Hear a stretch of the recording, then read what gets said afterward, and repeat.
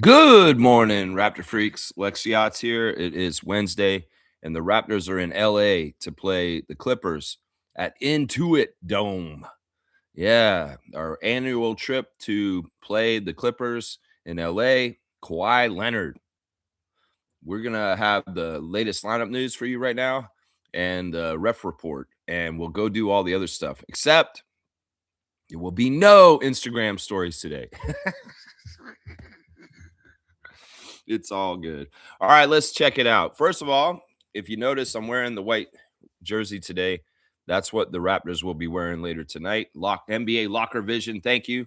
Shout out to them. But yeah, if you want to match the team, this is the jersey they're wearing tonight. I'm gonna start doing this. Like, if I'm gonna try and match their shirt, their jersey on the show for the game that night when we have a game. All right, let's get into it. It's a little murky what's going on with our team right now as far as who possibly is really injured and who isn't, and who is not going to be playing today. Chucky Hepburn is out still. I know that one for sure. Brandon Ingram is listed as questionable due to the heel injury that took him out for the last game, but I don't know. I think this guy's going to play. I think he's going to play. Emmanuel Quickly is questionable for today due to the foot plantar fasciitis. I mean, I don't know. These are questionable. They could be playing. I really think they probably will, at least one of them between the two of them. And then Pirtle is questionable today due back. But this is stupid because, like, he's fine probably. So I don't know. We'll just have to see. We're going to get the news in the middle of the afternoon, the confirmations on the status of those three guys, those three starters in the afternoon. And I wouldn't be surprised if 2 out of 3 of them are playing tonight and only one of them sits out. I could see one of them sitting out. I think it's if I'm really looking at it analytically, I'm going to say Jakob plays tonight and then Brandon, and maybe Emmanuel's not playing. Something like that. I think that's what's going to happen. So if it is that all three of those guys are out, well, it'll probably be Shed, Walter, Barrett, Barnes, and Sandro again, like we saw on Monday against Utah. So that could very well be the lineup again tonight if all of these guys are out. But like I said, I'm going to guess that 2 of them are coming back. They're going to play tonight. I'm going to guess that. We'll see how good I am at guessing stuff. Thinking that. Yeah, let's see. The ESPN matchup predictor is predicting for tonight. They're favoring the Clippers.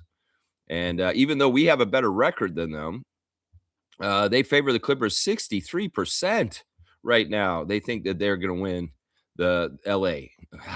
That's crazy talk to me, honestly. Because honestly, this is a lot more even match. Now, they do have home court, and they did beat us earlier this year. The game they beat us in earlier this year was a fumble in the fourth quarter where their veteran presence and know-how outsmarted our team and beat us at the end, even though we played them really well the whole game. And actually, we're kind of keeping right with them. We had the chance to beat them in the first game of the season in Scotiabank Arena against the Clippers, but we didn't. And their veteran know-how closed the game out and won the game over us. So, all right, let's see. The other side with their injuries is Bradley Beal's been out pretty much this whole season. He's out. The rookie, Yannick Conan Niederhauser. He's got a Lisfranc injury in his right foot that requires surgery, and he is out for the rest of the season. So no Yannick Conan Niederhauser. Kawhi Leonard is on the injury list this morning. He has an ankle injury. He's questionable for today's game. Jordan Miller is also questionable due to a back injury. So, yeah, that's what the Clippers injury report looks like at this moment. So if we're going to say Kawhi doesn't play, maybe it's something like Darius Garland, Benedict Mathurin, Derek Jones Jr., John Collins, and Brook Lopez would be the team we're playing against. The Clippers have changed quite a bit, and even since we saw them before the trade deadline. So, these are their guys. They got Darius Garland now at point guard from the Cavs, replacing James Harden. If I remember correctly, the first game against the Clippers, James Harden was a big factor in why they won when they beat us. And then Derek Jones Jr., John Collins. John Collins was hurt last time, so he's probably playing this one. Brooke Lopez also. I don't think he played against us in the first game against the Clippers. Benedict Mathurin has been hurt. He has been out for a while, but he's not listed as injured today. So he should be playing against us today. The great Canadian player, Benedict Mathurin. Also off the bench in their rotation is Chris Dunn, Nicholas Batum, Isaiah Jackson, who they got in that deal when they traded Zubac to the Pacers. Kobe Saunders, also Norchad Omier, Ty Washington Jr., and yeah, that's pretty much their group that they've got playing on the court these days. The Clippers were rolling for a while there, like really rolling, but they're exactly even now with their record at 36-36, and they have lost 4 out of their last 6 games. They are currently on a 2-game winning streak with wins over Milwaukee and an overtime win over the Dallas Mavericks. But yeah, they lost 4 games in a row twice to New Orleans, Sacramento, and San Antonio. So they've had some bad losses recently that are kind of weird and don't totally make sense. So they may be susceptible to beat. If the Pelicans can beat the Clippers 2 games in a row, we should be able to beat them tonight, right? Right? If the Kings beat them, right? Anyway, that's the latest lineup news. Questionable on Kawhi, questionable on BI. All right, let's go look at the refs. The refs are interesting this morning. All right. In the replay center first, we got the lawyer Brett Bernecki in Secaucus with CJ Washington, Inte Huang, and Simone Jelks. On site on our game out in LA tonight, we have our crew chief, Mitchell Irvin, number 27, in his 11th season out of New Orleans. His favorite TV show is Power Book series. He likes the movie Coming to America. His favorite musician is Drizzy Aubrey Drake. His favorite book is Between the World and Me. He likes to eat char-grilled oysters. He uses TikTok. He most like to visit Africa. His bucket list is skydiving. Mitchell Irvin's resume includes 8 years of collegiate officiating experience with assignments in the Big 12, Conference USA, Sun Belt, and other conferences. He refereed 6 years at the high school level in New Orleans and Houston. And Mitchell is Drake lover. And, we had him. I think the last time we had him was the game against Philadelphia that I went to. That was an overtime victory by 1 point. He was there with Rodney Mott and Natalie Sago. And, we've done pretty good this year. This has been a good year for Mitchell. Some years have been bad. Some years have been good. He's been a good ref to the Raptors in a lot of ways. We've won all three games that he ref this year. So we're 3-0 for the season with Mitchell Irvin. We win 53% of our games in his career that he's present at games.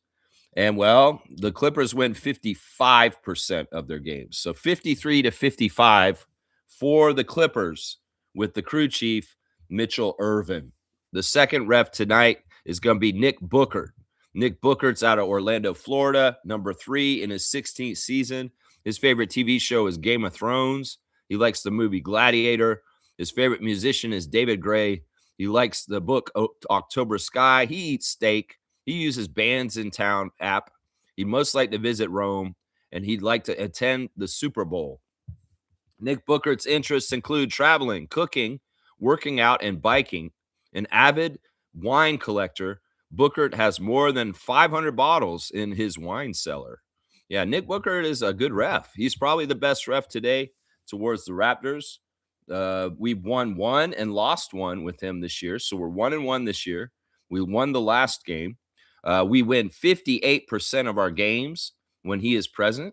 And that is the highest percentage between the three. But he has a higher percentage with the Clippers. They win 61% of their games when he is present.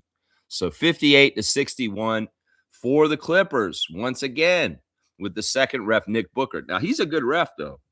And I will say this. These refs right now, they should be pretty good. Mitchell can be dubious. But I trust Nick Bookert. Nick Bookert's a good ref. He's a good ref. The third ref today is young J.D. Rawls, number 80 out of Baltimore, Maryland. He's in his second season as a full-time ref. His favorite TV show is Power. He likes the movie The Forge. He listens to Anthony Hamilton. He likes the book Die with Zero. He eats shrimp pasta. He reads the Bible. He'd most like to visit the Maldives, and his hidden talent is sign language. So he knows sign language. The Baltimore native has 7 years of officiating experience in college basketball with stints in the ACC, Atlantic 10, Big East, Big 10, Big 12, CAA, and MEAC conferences. He refereed the Maryland State High School Championship in 2015 and 16. Yeah, J.D. Rawls, Jamal, he has been, he's been a bad ref for the Raptors in his 2 years since he's been reffing. He's not been happy or nice to us. We are 1-1 with him this year. We did win the last game he reffed for us. We win 40% of our games so far since he's been reffing. And, well, the Clippers win 50% of their games. So 40-50 for the Clippers. All three refs statistically favor Los Angeles Clippers, just so you all know. Yeah, J.D. Rawls has, him and Mitchell could be problems today. If there is any kind of ref manipulation, it will be against the Raptors, and it will be probably centered around Rawls and Irving, if there is that kind of stuff going on. So, yeah, there's your latest lineup news and also your ref report for the game tonight. Yeah, it's not, if the Raptors play right and outplay the Clippers and they can beat them and this ref crew won't get in the way, but if they are being told to get in the way, they will, and Mitchell Irvin will be at the center of it. So we'll just have to see. I got to trust, but, there's the home court advantage, and the refs are statistically favoring the Clippers. That's what's going on right now. All right, let's see what's going on in the chat. Daniel Barry, Sports Highlights. What's up, everybody? Thank you, Daniel, for supporting this channel. And you're awesome, man. I always appreciate you checking in with me and saying hi. So hello, Daniel. Hi, like yak. That's right. Trevor's saying this. This is the words of wisdom from our Commissioner Fund, Trevor J. Life will never wait for you to be okay. Get up and carry your burden and keep going, because the only one will stop you is you. Ooh, I hope that's true. I mean, yeah, I would say this to piggyback off of this word of wisdom. There is no right time to do something.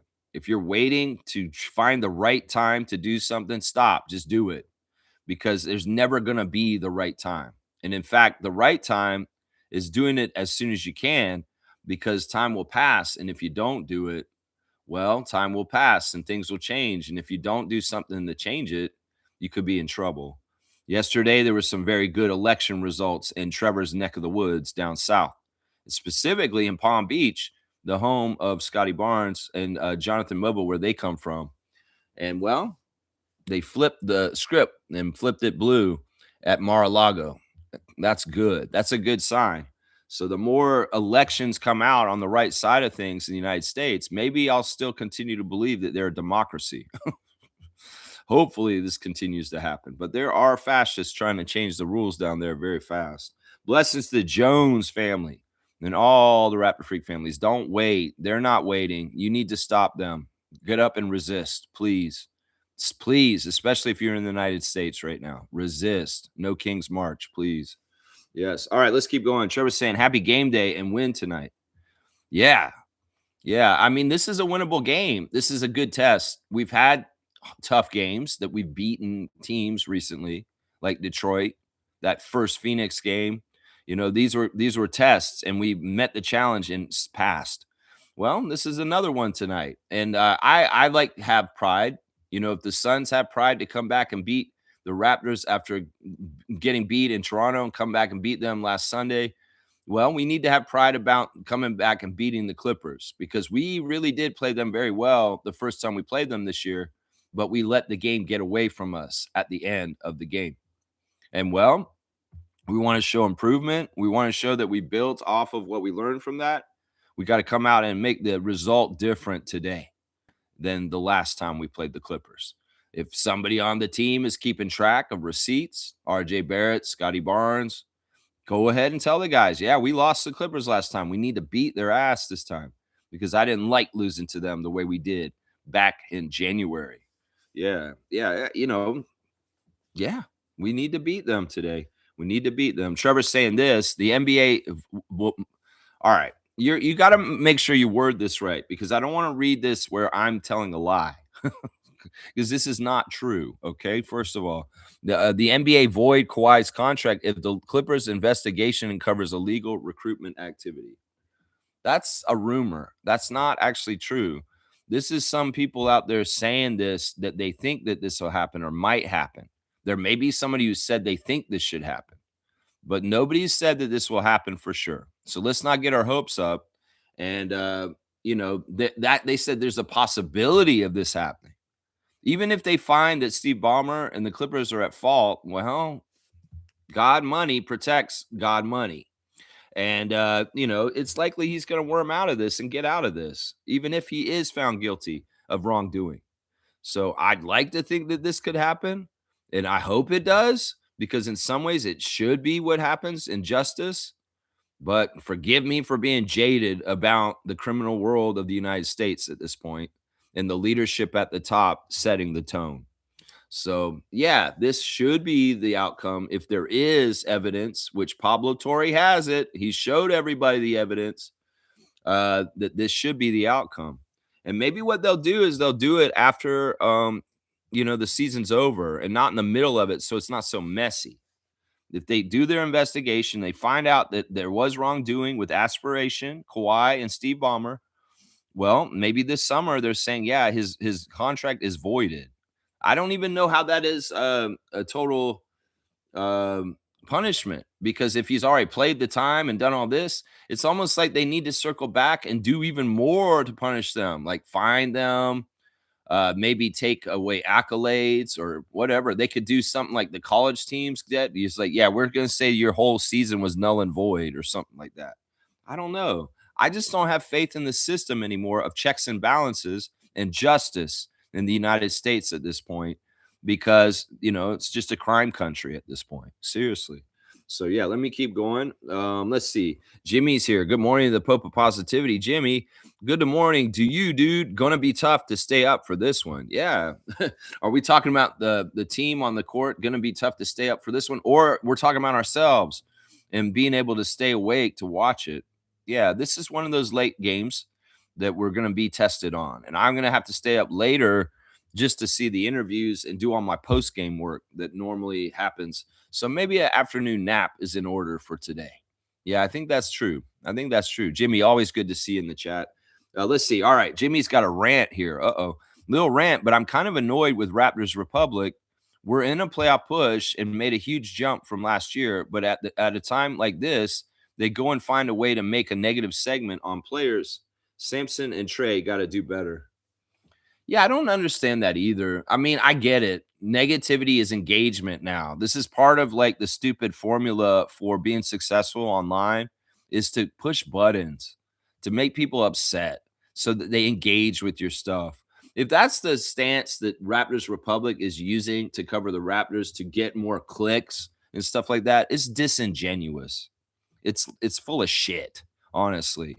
And I agree with Jimmy. This is not ranty. If you feel this, I probably feel it too. If I was even looking at their sorry ass shit, because I don't. That's the thing. Raptors Freak has not looked at Raptors Republic in probably about 5-6 years. And that's the whole time I've been doing this channel. So it's like, do we need Raptors Republic to know about the Raptors? No, we don't. Because they're people that just have opinions and they just write shit down or do podcasts. And some of them are bona fide, like Samson Folk. I have a lot of respect for Samson Folk. But if he's catering to and lowering himself to doing this kind of clickbait engagement of touching off buttons on people to get them to come click, oh, I hate what they just said in this headline, I'm going to click on it and read more about it. It's the most insidious, disingenuous way of doing journalism. And I thought that Samson Folk was better than that, because honestly, he doesn't need to do this kind of shit. He's an analytics guy. He understands basketball and plays and play sets. And he could talk and do all of his coverage at a high PhD level of the highest level of intelligent Raptor fans out there. But if he wants to cater to the bullshit, the lowest common denominator, well, shame on you, Samson Folk. Shame on you. This year is unequivocally a success. There's no other way to paint the Raptors season this year. This is a successful year because if I hear people saying, oh, they should have done this, they should have done that, just because you change your expectations from the beginning of the season to go higher or lower or whatever, doesn't mean the expectations I had at the beginning of the season that I told myself then is like, look, they get more wins than they got last year, which they have already, 10 more wins already. I'm going to be happy because it's a success because they built off of last year and did better. They make the playoffs outright without a play-in. That's a huge success because last year we weren't even in the play-in. And this year we're sitting in a playoff spot. So, man, that's the thing. This is the world we're going into. Fake ass shit with AI and people that are trying to rage bait you or make you click on stuff. That's why I say, we have a choice. The one thing they fucked up on is they just assume we're going to just engage in their bullshit as they roll it out. But if we don't do things with AI, if we don't click the clickbait bullshit, they don't get what they want. And we can always opt out and just say, yeah, I'm passing on this. And we need to more and more because honestly, a lot of the shit that they've taken for granted about us being engaged online in social media and on internet places can go away. Trust me. We can all start disentangling ourselves and our minds from social media engagement for our own health benefits and also to hurt their bottom line because, yeah, people just don't give a shit anymore. And we can see what you're doing and we're getting out of there. Some people will be dumb and they'll be sheep and they'll just fall right into it and keep doing how we've always have. But if we can make an intelligent choice to say, no, I'm not going to take your bait. I'm not going to give you an extra click or whatever you want or whatever this shit is. We can make a difference. We don't have to use AI to search for things or look it up, do we? No. So let's not feed the monster. Let's not even engage in it. And then we'll see if we can have an impact as far as it's just like spending money at places you want to spend money at to support good businesses and boycotting places you don't.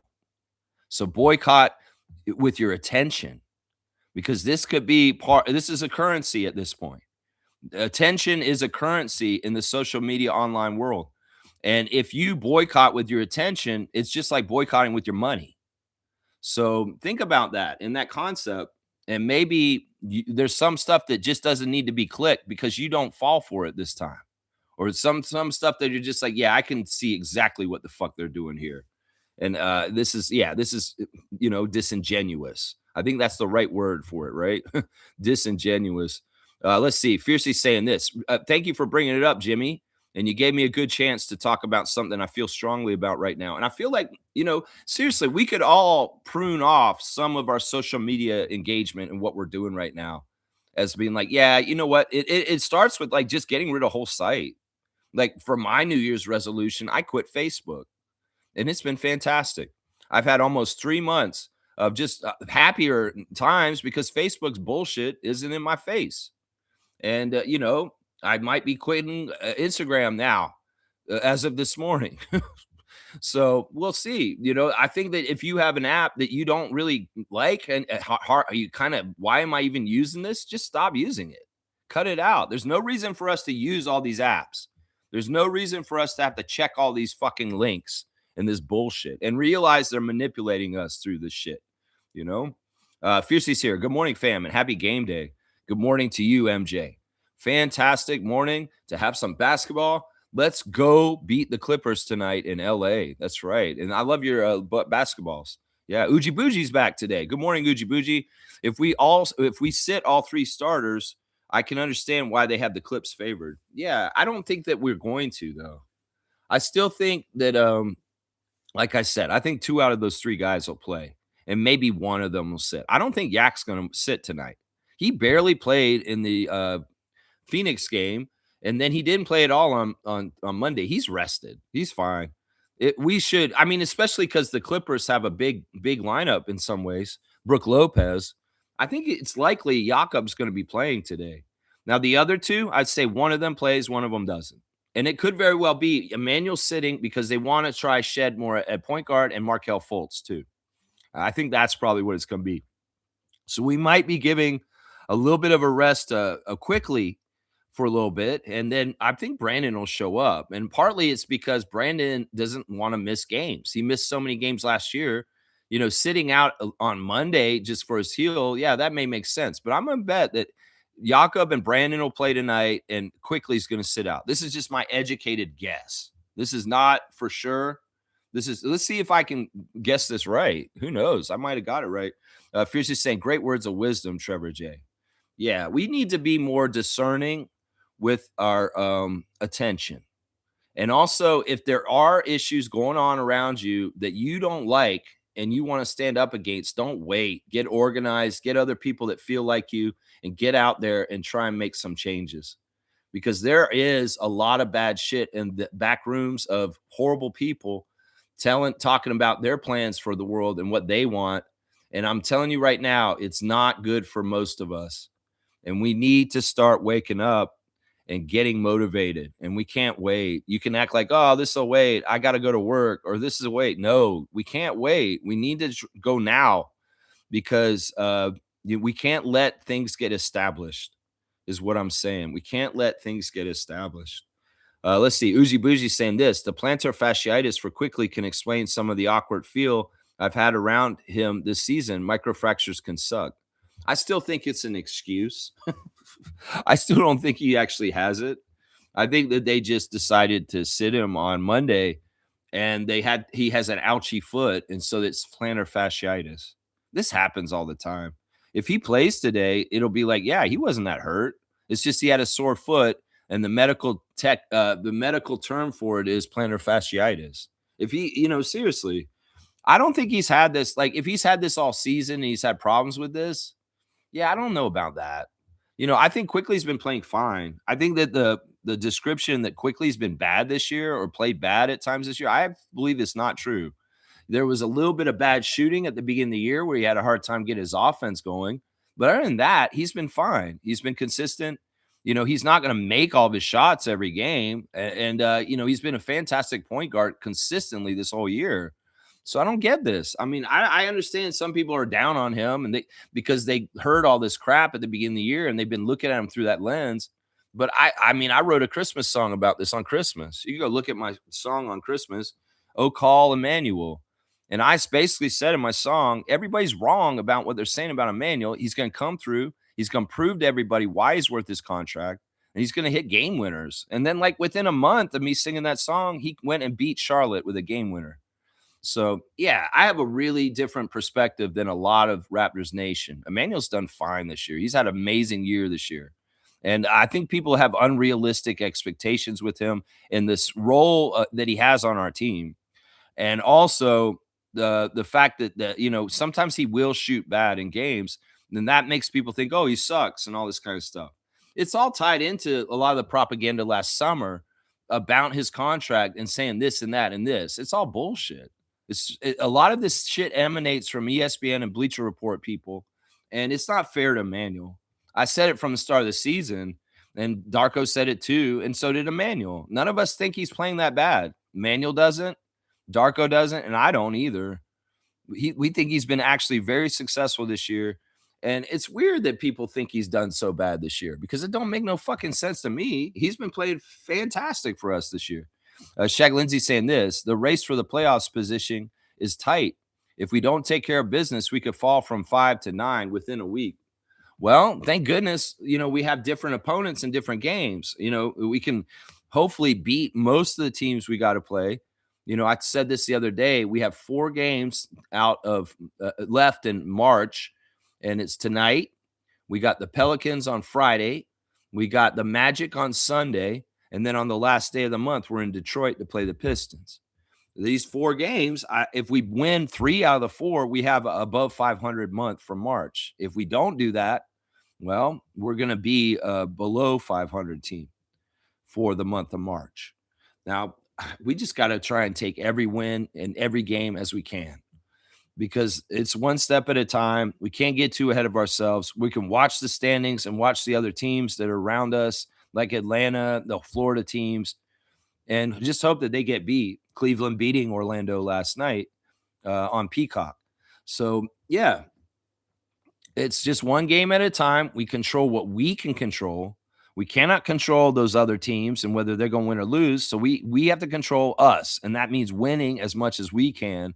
And well, when we play Orlando on Sunday, that is very helpful to get distance from them, right? But they've been sliding, they're falling. In fact, they had the ESPN power rankings out this morning, and they've risen the Raptors back up as of today. We've jumped up 2 spots from last week. We were 15 last week. We're in 13 this week.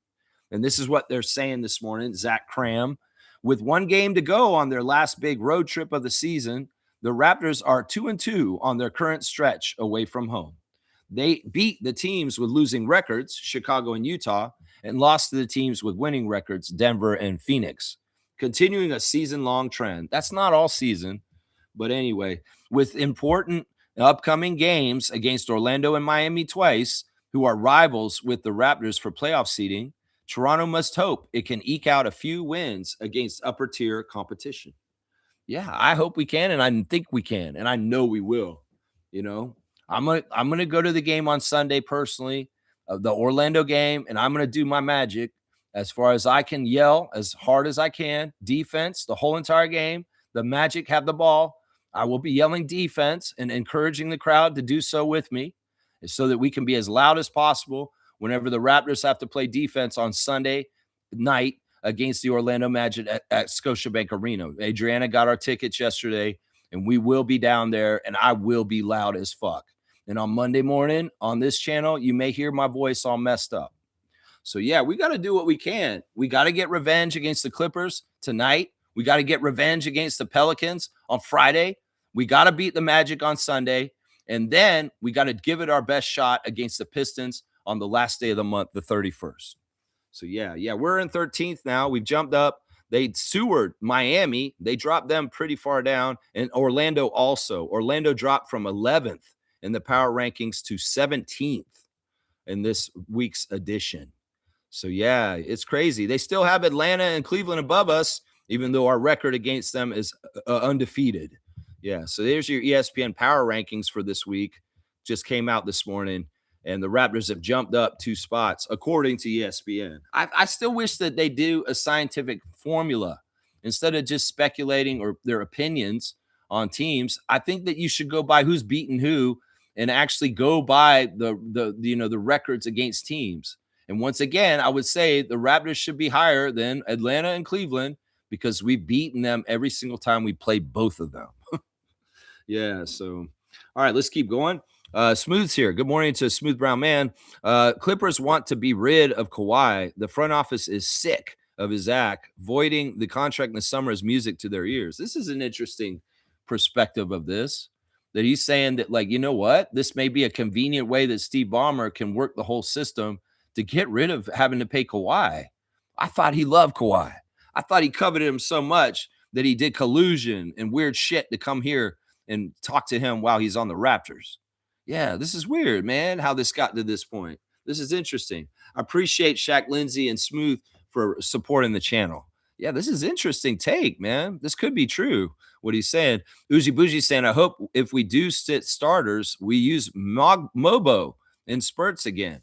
His switchability with Colin Murray-Boyles or Scottie is useful. Also, hopeful Grady shows out a bit. You know, Grady is feeling good because he actually got back on Instagram and posted some posts that tell me that he's like feeling more confident and feeling better after the Utah game.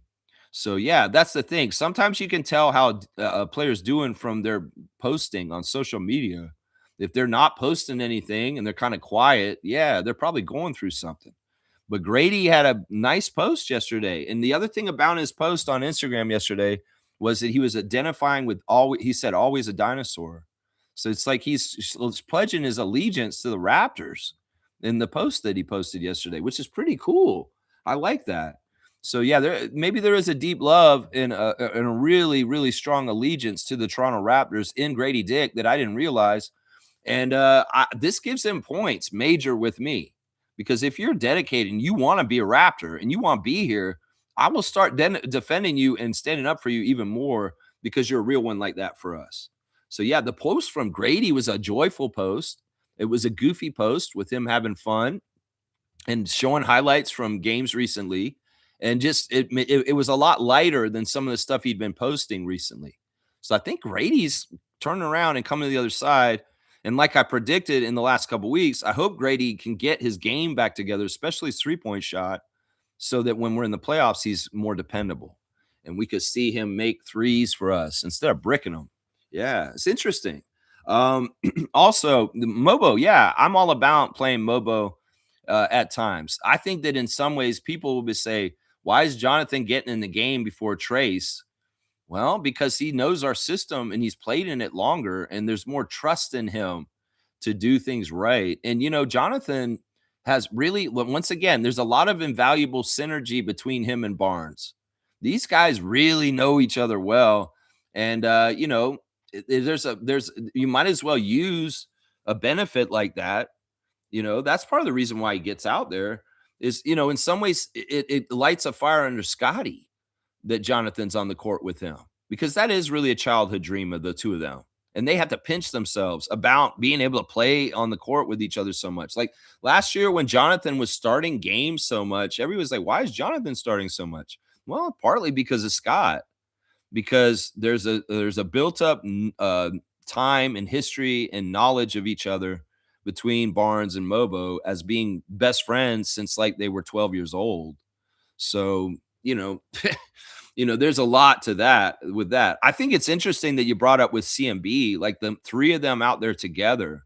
That would be an interesting, very formidable kind of active long arm lineup that can do a lot of interesting things on defense. Yeah, I would like to see that look. I would. Yeah. Shaq Lindsay saying the games against Miami and Orlando will be crucial. Yes. Yes. I mean, in some ways, both those teams are faltering right now. In some ways, what's happening with them is something that ESPN predicted would happen to us like a month ago, but it isn't happening to us. We are at least playing 500 ball, if not winning basketball still, and they are losing streaks for them. There's like 4-game losing streak for both teams. So it's like, you know, uh, the test is going on right now, and Orlando and Miami are failing. In fact, the Philadelphia 76ers, all hurt and everything, are above them. And Charlotte is coming up over them right now, too. So it's very interesting. Very interesting. Uji Bougie saying also the Fultz experiment is temperamental masterpiece. If he just plays D, passes and runs like he has. I don't know. We'll have to see. I'm still not in I'm not in the pro Fultz camp. I'm still not there. Even though he got the 10-day and even though he's officially a Raptor, he has to prove shit to me still. And like I said yesterday, I don't feel like he deserved that 10-day. I think like they promised it to him and they gave it to him because they promised it to him. But if he can do things to help us win, if he does become like a useful rotation player for the Raptors for the stretch run, there's no guarantees even going to be on the team after the 10-day contract's up, though. It could very well be they cycle through signing people at 10-day contracts like they do in the last couple of years instead of just locking in on Markel. And it's very likely he could get a second 10-day contract and play for 20 days with us, or maybe he is going to just get 10-day contracts to the end of the season and that's it. And then it's not like he's officially going to be on our playoff roster, possibly. Who knows? I don't know what they're trying to do with him. In some ways it's very confusing. I wish they'd gotten another big or a good shooter. That would have made more sense to me. Getting a point guard like him did make sense to me. I don't think we need point guards. Some people think we need point guards. I don't think we do. I don't think we do. Our passing is very good. We have amazing assists all the time. Let's see. UC's here. Good morning, UC. Good morning, Raptors gang. Wonder if the Clippers kept SGA and got coached by Doc Rivers, would he be as good as he is right now? This is a fun question. It's a hypothetical. So what if Kawhi didn't go to the Clippers and instigate SGA getting traded to Oklahoma City for Paul George. And I mean, would we say that Kawhi wouldn't even be on the team and it'd just be SGA's team and he'd be doing what he's doing on the Clippers? I would guess that, that's a good question. Would SGA develop to being who he is right now in LA? Maybe not. I don't know. He's probably going to be like a top player in the league, but an MVP, maybe not, because there's a likelihood in LA that he would have been playing with the vets over him the whole time, like he kind of was in his early year, like his first year in the league. He wasn't getting time, and he was still kind of a rotation player coming up. Who knows how much veteran guys on the Clippers that were around would have held him back from progressing, kind of like the Warriors and what happens with their team in recent years, where Draymond and Steph are kind of in the way for younger people to step up and do something. There was a clear place for SGA to grow into where he is now on the Thunder. But, this is a really interesting question by UC. It could very well be that he would have been blocked from the highest of heights that he is at now because he had maybe James Harden playing next to him. I mean, that could be it right there. That could be it. Wow, that's an interesting question, UC. I usually don't like doing hypotheticals, but that was an interesting brain exercise right there. Randolph's here. Good morning to Randolph. Game day blessings, beloved Raptors Freaks family. You'll find out who your friends are when you no longer have anything that they need. Wow. Yeah. Yeah, it's tough to find real friends, real ones. The thing is, I've also realized now in my life that friends are not supposed to be always lifelong friends.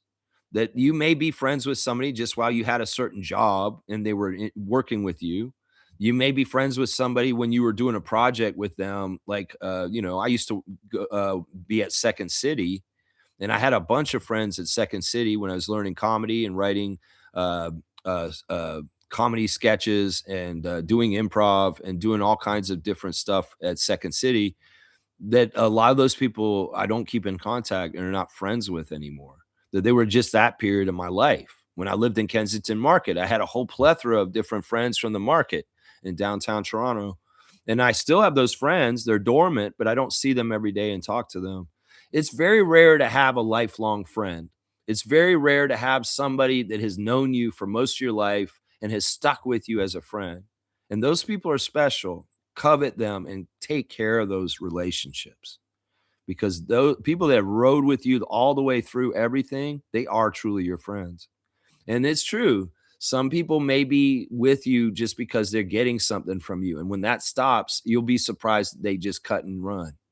So, yeah, be aware of this stuff. I appreciate these words of wisdom from Randolph this morning. Blessings to the Phillips family and all the Raptor Freak families. Yeah, we'll do the prayer later at the end of the show for the game today.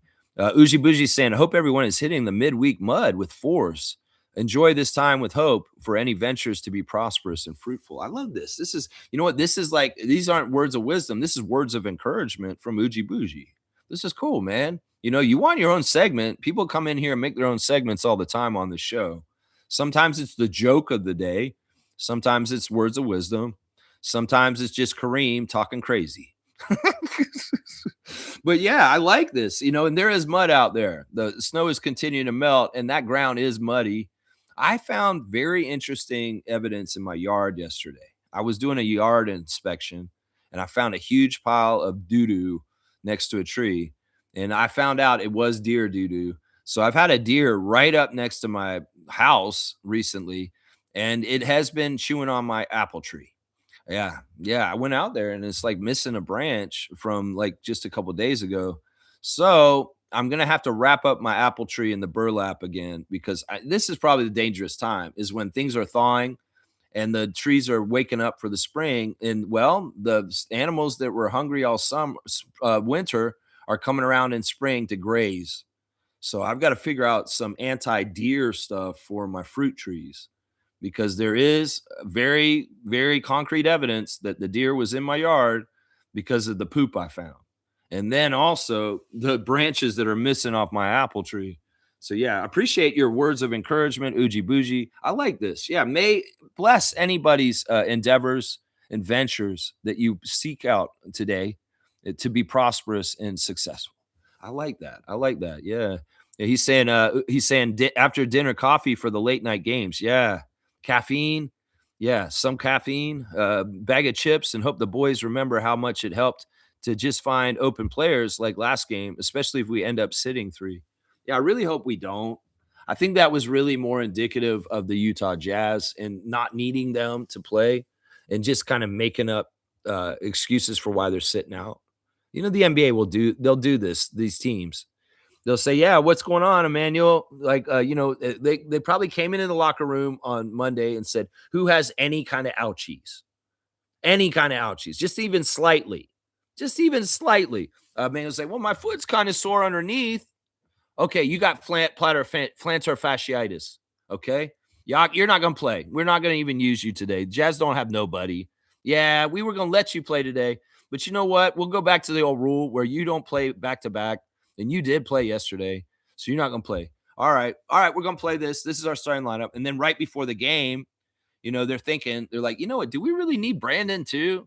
This could be good for Grady, and this could be good for Jacoby. Brandon, your heel is hurt, so you're sitting out for this game. All right, yeah, my heel is kind of hurt a little bit, but yeah, I'll sit out. And it's shit like that. I really feel like that's the kind of way they went about their injuries on Monday. It's kind of like a slack opponent that you don't need your whole team to beat, and it's a great opportunity for Grady and Jonathan and Jameson and people like that to get opportunities. You got Shed in the starting lineup and building more confidence back for him. Grady building confidence, and Jacoby Walter continuing his excellence in the starting lineup. So, in this also with Manuel sitting out, gets Markelle Fultz run time as the backup point guard. So, I think it was calculated. I think that in some ways these injuries are not as bad as everybody thinks because of what I just described. Maybe I'm wrong. And we see Emmanuel out for an extended period right now, which in some ways I don't like, but it's good for Shed and Fultz, of course. So yeah. Let's see. Shaq Lindsay saying, "Do you think Bobby wasn't thrilled with the point guard position with the signing of Fultz? The point guard position commands better ball control and distribution. Fultz does this. Unfortunately, he can't shoot." No, I don't think that's it at all. I think that it's some weird thing where Bobby, just like Masai with him before, they look for reclamation projects. Like they kind of look at, well, this guy's upside is amazing.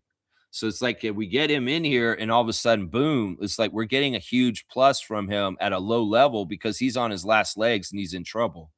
Emmanuel was kind of like this because he was behind Brunson in New York.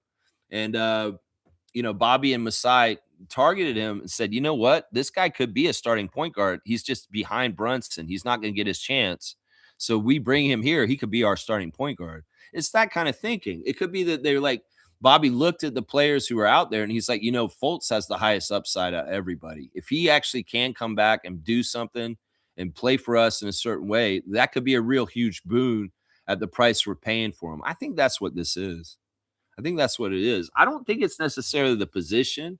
I mean, some people read into that and say that. Maybe in some ways it's partly because Shed has been bad, not because of Emmanuel, because it's Shed. Because Shed has been kind of slumping since New Year's, honestly, for this year so far. That maybe Markel's here to light a fire under Shed to get him back on track.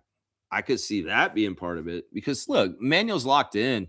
Emmanuel's got the new contract, and Emmanuel, like I said earlier, he's doing great. He's had a fantastic year. Shed has not had a great year.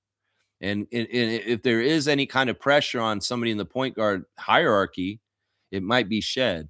Now, the thing that's kind of annoying is, there's other guys in our organization that could have possibly jumped in here. It's too bad Chucky's hurt because Chucky could have been this guy. Elijah's not a true point guard, and in some ways that's already hurting him for his career. And AJ Lawson's not either. So yeah, it's tough. It's tough. It's interesting. Interesting you brought that up, but I think it's just the upside and who's out there. Uji Buji's saying this. Hang on, let me see. Oh wow, I lost my place. Give me just a second. Okay, yeah, he's saying I think the Fultz signing is a test for his body archetype, less for his scoring or even the fact he is a former number one. more the 6'10" wingspan on a 6'5" guard. Shed is a dog, but lacks size sometimes. I just want to see these impacts in reality. You know, it's one thing to say he's a number one pick in the draft. He's this, he's that. But where does it translate into reality and results on the court? That's what I want to see. And that's why I haven't been too keen on this whole acquiring of him, because on 905, and I've watched him 6 games down there now, he's not special to me. There's not any of this kind of stuff where I'm like, wow, that is so like extraordinary that he's doing something that most people can't do. It's really kind of like humdrum and boring.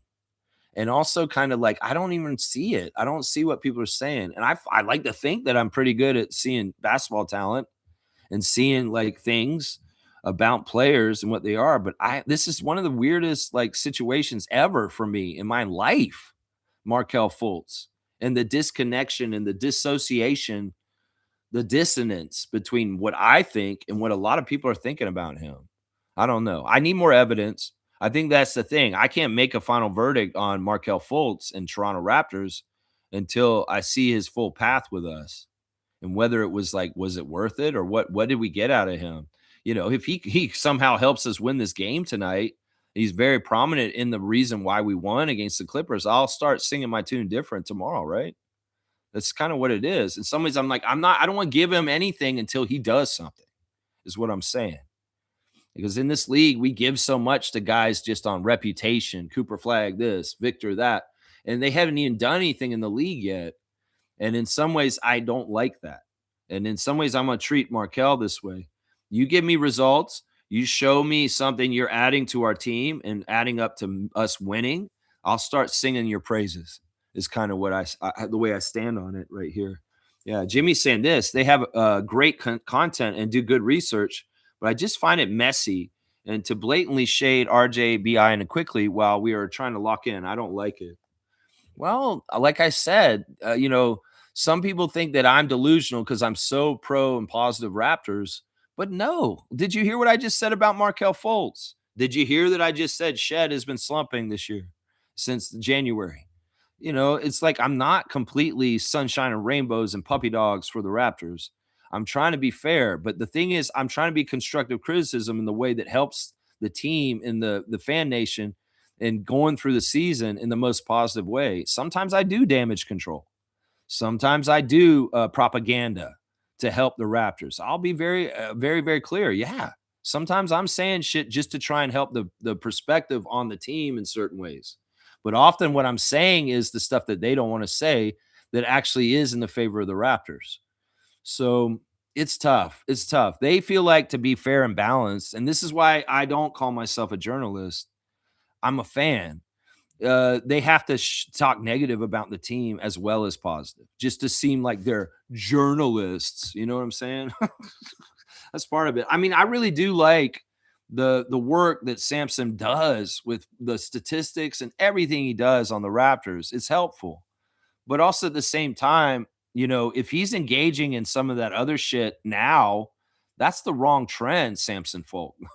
You don't have to do that shit. You're a very talented writer that can see a lot and you research well. You don't need to stoop to the bullshit, man. Let idiots that are lower IQ that work for Raptors Republic write that kind of crap. And you could be like the intelligent part of Raptors Republic. That's what I would say to him. That's what I would say to him. Uji Boozy saying, I don't see it to replace Shed, more to replace defensive lapses when Quick goes down and test if he's worthy of the last spot versus 10 days until playoffs. Okay. I mean, that's fair. That's fair. I mean, the thing to me that don't make sense is if he can't dominate G League, how the fuck is he going to do anything in the NBA? Because like in the G League, he has not been dominating or doing anything like in a way that I'm like, wow, this guy doesn't belong in the G League. He belongs in the NBA. I don't even know if he belongs in the G League from the level of what I've seen him do down there. It's like he's an ordinary G League player when he plays in the G League. He's not even an extraordinary G League player. He's not even AJ Lawson in the G League. So it's like, it's so weird to me. This whole thing is so weird to me. I got to just be like, wow, this is weird. And let's just discover more as the information comes out in the performance. That's all I can do at this point because there really is a dissonance, a difference between what I see and what so many different other people see. I just don't see it. It's weird, man. If he's a more of a defensive backup point guard, and we can see that kind of role and that kind of impact, I'd love to see it. That'd be awesome. I think that Shed's a great defensive player, but the fact that you brought up the wingspan and maybe a little bit more of the veteran know-how and the experience, yeah, I can see where that's a difference than the type of defender that Shed is. If Markel can provide that, we'll just have to see, man. It's exciting. In some ways, I'm like, I want to know more. In some ways, I want to be wrong too. I want Markel to be a hero for the Raptors. Yeah. Blackhawks come in with the alien. Are you hearkening to Wemby? Wemby, yeah. Well, Spurs fans are saying something funny this morning. They're like up in arms because of all the players standing up for Kate Cunningham and the 65 rule. They're saying, like, where were all these players in the Players Union and the Players Association standing up for Victor last year when there was the same exact situation for him, missing out on postseason awards because he didn't get enough games? They're saying, well, you're doing it for Cade this year, though. That's an interesting point by Spurs fans. And it's true. Nobody said nothing last year when Victor missed out on awards, but all of a sudden everybody's standing up for Cade Cunningham. I think there's a happy medium in this problem with the 65 game rule. I think that the 65 game rule should work for the major awards like the MVP, but it shouldn't be for the teams. Like for the singular award, like Rookie of the Year, Defensive Player of the Year, MVP, that 65 rule should count. But for all defensive team, all NBA team, they should say, well, we'll relax the 65 rule for those. I think that that's how they should handle it. I think that the 65 rule is working, and it's actually a pretty good rule in some ways. But in some ways, the big problem with it is it ties into money with contracts and not getting accolades. If Kate Cunningham doesn't get any of these accolades, it means less money for him because he didn't play. So it's a tough thing. I think often in many cases, the right decision is the middle road. And it's not to scrap the rule entirely. It's just to maybe limit it to the most major awards for the NBA season. And that NBA, all NBA team, first team, second team, third team, you don't have to have it to make the first all NBA team. Does that make sense? And even with the all defensive teams or the rookie teams, you don't have to have it. But for the big awards, you do. Rookie of the Year, Defensive Player of the Year, MVP. Yeah, that's kind of how I look at it right there. Let's see. Blackhawk is saying this morning. We will not treat Clippers game like the Jazz game. You can take some risk with your roster on a Jazz game. That's what happened, and we're back to business now. I think this Neil's exactly right. We're going to have the premium orange juice squeezed tonight. And that means our best players and maybe a shortened rotation for tonight. And that may mean a lot less Grady Dick tonight. So I think that's right. I think that's right because Darko, he said this after games recently, is he wants to have the best chance to win. And that's why he's played the starters a lot of minutes in some of the games recently. So the Clippers, they're a 500 team. They're in the play-in, but they're a dangerous team. And if Kawhi Leonard's playing tonight, they're even more dangerous. But it'll be cool to see Ben Mathurin. He's going to be playing tonight, it seems. I need to set my lineup from fantasy because he's on my fantasy team, and I think he's been injured, so I can bring him back in and use him today. That'd be awesome. Let's see. Raptors Champs is here. Good morning, Raptors freaks and champs. Good morning to you, Raptors Champs. UC saying Scottie slows down Kawhi, then his Defensive Player of the Year case becomes serious. Slowing down Garland will be a bonus. This is actually true. Scottie right now for the rest of the season should be thinking about, first of all, the Raptors winning and doing all the right winning plays each play wherever he is, but also understand that if he has highlight blocks at the end of the game to help us win, if he has some steals, if he gets some good defensive highlights, his case will get more evidence to be good for him to get the defensive all NBA defensive team. I don't think he's going to win Player of the Year, Defensive Player of the Year. But I think he can get first team all defense. I think he can get first, if not second, at least. He should be on one of those two teams. If he's not, it's a travesty. and the league is all fucked up and biased. But yeah, it does look good on his resume if he can stop Claw. Yeah, that's a tough, tough task, though. Oh my gosh, that's a tough task. It's a fun matchup, though. Barnes versus Leonard. It really is kind of like a weird Raptors matchup between ages. Ages. Yeah. Let's see. Milbester's here. Okay, Milbester's in the house. I want to see what he's saying here, man. And this is actually a really nice message by our Nick Freak. Shaking my head. Lex, my condolences to the two Canadian pilots who died in that Air Canada accident at LaGuardia a couple days ago. I live 15 minutes away from the airport. Our crap government lack of funding to FAA got two Canadians. Yeah. Uh, Sucks our country wastes taxpayer dollars on ice than FAA and air travel safety. How have the Raptors been? Our team's almost in playoffs and opening day for 2026 MLB season. Baseball is back. All right, there's a lot in there. I did go and look at the story about what happened in LaGuardia. I think it was yesterday morning, actually, Milbester, when this happened. It's really messed up and it's sad. And what they're saying, the reason why this happened is that the air traffic people are overworked, that they're not getting enough time to rest and they're frazzled and there's just too much going on. I'll bet you there's a lot of extra energy at those airports right now because of the stupid ice guys are down there. And it's just like confusion and just kind of really goofy, longer lines and all kinds of dumb stuff going on there. It's just a shit show. And I think that from what I hear, it's like a dumb way that it happened. It's just like the fire truck didn't listen and they were on the runway when the plane landed and it ran right into the fire truck. And, a lot of people were hurt and a couple of people died. I was looking at the story about the young pilot from Quebec that died. And it's a horrible tragedy that could have been avoided. And honestly, there's a lot of crimes against humanity that are coming from Trump administration right now, but there's like adjacent crimes to what he's done too, and implications and reverberations from dumbass things he's done. And this is definitely one of them. And Milbester, I appreciate you seeing it through the middle of it to see why this happened, that funding has been cut to pay air traffic controllers, and it's made flying in the United States much more perilous and dangerous. This all started last year when he started cutting this stuff, and I knew this kind of things were going to happen.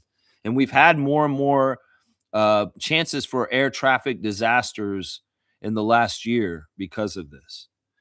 If there really is a justice in this world, we're going to right this country in the United States, and there's going to be there's going to be tribunals, and there's going to be strong convictions against the perpetrators of all the madness and the mess that's happened now, because there's criminals doing criminal shit right now, whether it's betting on when the war would start and making millions of dollars off of when they started the Iran war, whether it's starving people in different places, whether it's throwing American citizens in prison, or even just the illegal immigrants. It's not right, the human rights abuses. I mean, I heard something about a busload of underage girls that are pregnant, that ICE is moving from one facility to another, that, this is indicative of them being sexually abused while in custody. There's a lot of really horrible, nightmarish shit going on because of the Trump administration. And that's why I keep saying, don't wait. We need to go now. That's why when Trevor had his words of wisdom, it's like, we can't wait. This shit is going on around us, and it's only going to get worse unless we stand up to it and try and stop it. And the ballot box may be one weapon, but it may not work because the system is broken. And it may not actually get all the way to that it needs to be done. If they had done things correctly after January 6th, none of this shit would have happened. But because the system protected itself, we couldn't actually get the criminals for January 6th, the biggest criminal, which was Donald Trump, the guy who incited the whole thing. So it's a mess, Milbester. The United States needs angels more than ever because devils are running the show. And that's why angels are everyday people. And we've got to do as much as we can to fight for the right in the world, the goodness in the world, the justice in the world. Yeah, it's messed up, man. And in some ways, that was unavoidable and stupid. And it's sad that, it was Canadian pilots. It sucks, man. It sucks. Baseball is starting. The Blue Jays are putting up the player banners around Rogers Center on the side of it, signifying spring has come and the Blue Jays are back in town. So yeah, we're excited about that too up here in Toronto. Hopefully we can build off of our World Series appearance last year in the season last year. Yeah. Smooth saying, I think the Raptors can only offer a max of 2 10-day contracts to Markel. There's not a lot of time left in the season to get another guy. I think he's it. That may be true. That may be true. But what if they put the 10-day on him for 2 10-day contracts? And then they flip around and use the open roster spot to sign a bought out Cole Anthony for the rest of the way. I don't know. He's on a tryout. He's not for sure. That's for sure. Because if he is, and there's something going on here, and I'll be like, oh, okay. In some ways, it's all mystery to me still. Yeah, he can only get 2 10 days in a row. All right. Well, we'll see. There is more days in the season than 20 days, though. It's from when he got signed on Monday. I mean, I could figure it out. Let's see. So 1, 2, 3, 4, 5, 6, 7, 8, 9.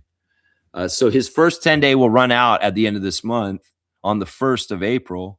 And then he's got to play. And then we've got like 2 more weeks. So there is some extra time after that. But yeah, you're right. There won't be, if he gets both the 10-day contracts, there probably won't be another call up this year. Yeah, they started so late on the 10-day signings. Yeah, it's really interesting. Let's see. Smooth saying, yes, if you're lucky enough to have a lifelong friend, that's precious, even more than loving, in my opinion. Most times friendships die a natural death. They come, they go. People change.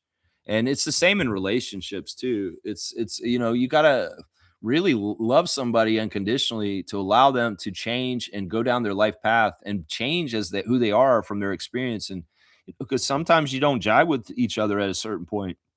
There's a lot of things that have been dividing people in this world over the last decade or so. Yeah, it's tough. It's tough. I very much value my friends that have stuck with me for decades and are still my friends today because they are rare. They are rare. Pizza Chris and Stevie Roots are my 2 best friends, and these guys have been my friends since, the 90s. So I feel lucky to have that. I feel lucky. Yeah. Smooth saying, I only have one lifelong friend. We met in 95 and we've been friends since. We talk every 2 weeks. Yeah. I have a lot of good friends in Florida too that I just don't talk to anymore at all. It's just disconnected. I mean, I got off Facebook and that was the way to kind of talk to them. But I don't know. It's like there are people down there I know that got my back and I've got their back, but we're just not actively in contact. I think that happens with guys is that we just don't keep up contact like sometimes women do. And as I get older, it's like, if I don't live near them and I don't see them regularly, I'm just not talking to them regularly. I don't know. It's weird. Friends in Tampa, friends in Tallahassee that are very close friends and I love a lot and I still do. It's just that we're not actively interacting, Uzi Boozy saying, I agree, Brown, Brown and Lex, Smooth Brown Man. Life has seasons, just like sports. A franchise is lucky to have a core group maintained. Same way with friendships or relationships. We must cherish and value the people, the value people bring to us. Yeah. Yeah, I think that the next message off of this is let's go ahead and say appreciation words to these people next time we talk to them.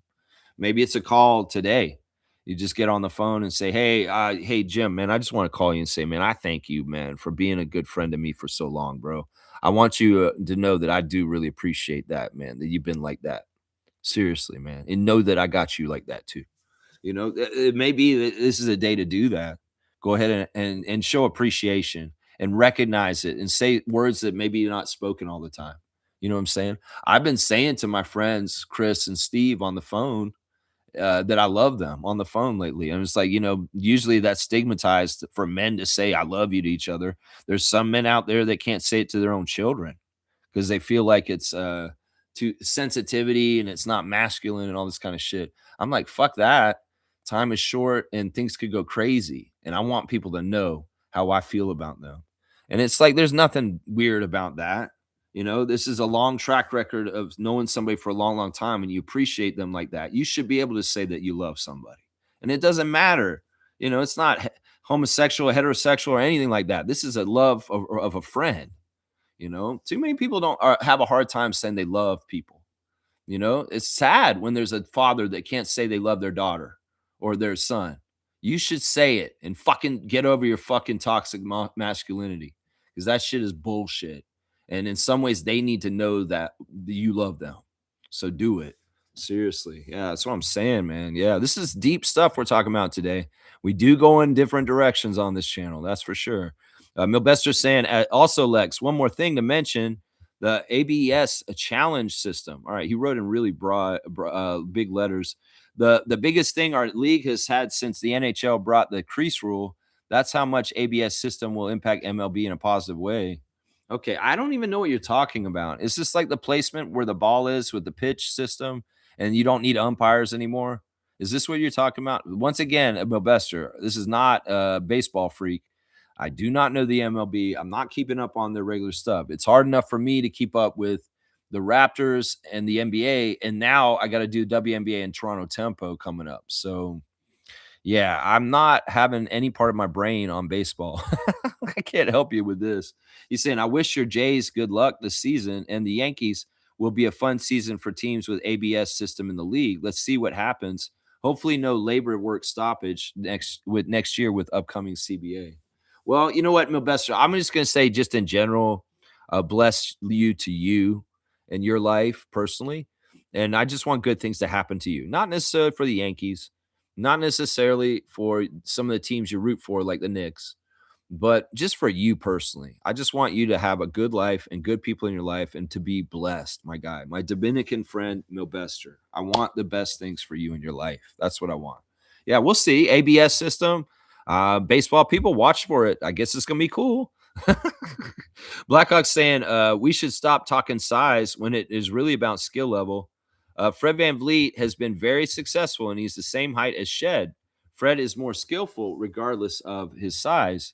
Shed needs 2 more years to mature his skill. Look at his recent offense, and you will see areas he forced it instead of playing relaxed on scoring. 2 years, and he will get there. Yeah, Shed's a project. Shed's a work in progress. He's a second-round pick, too. We have to remind ourselves that. And you know what? Part of it is that he just came in so fully loaded with such great leadership and intangibles as a rookie. We all forgot he was a rookie. And in some ways, he's still a young player that's going through the growing pains like he is right now.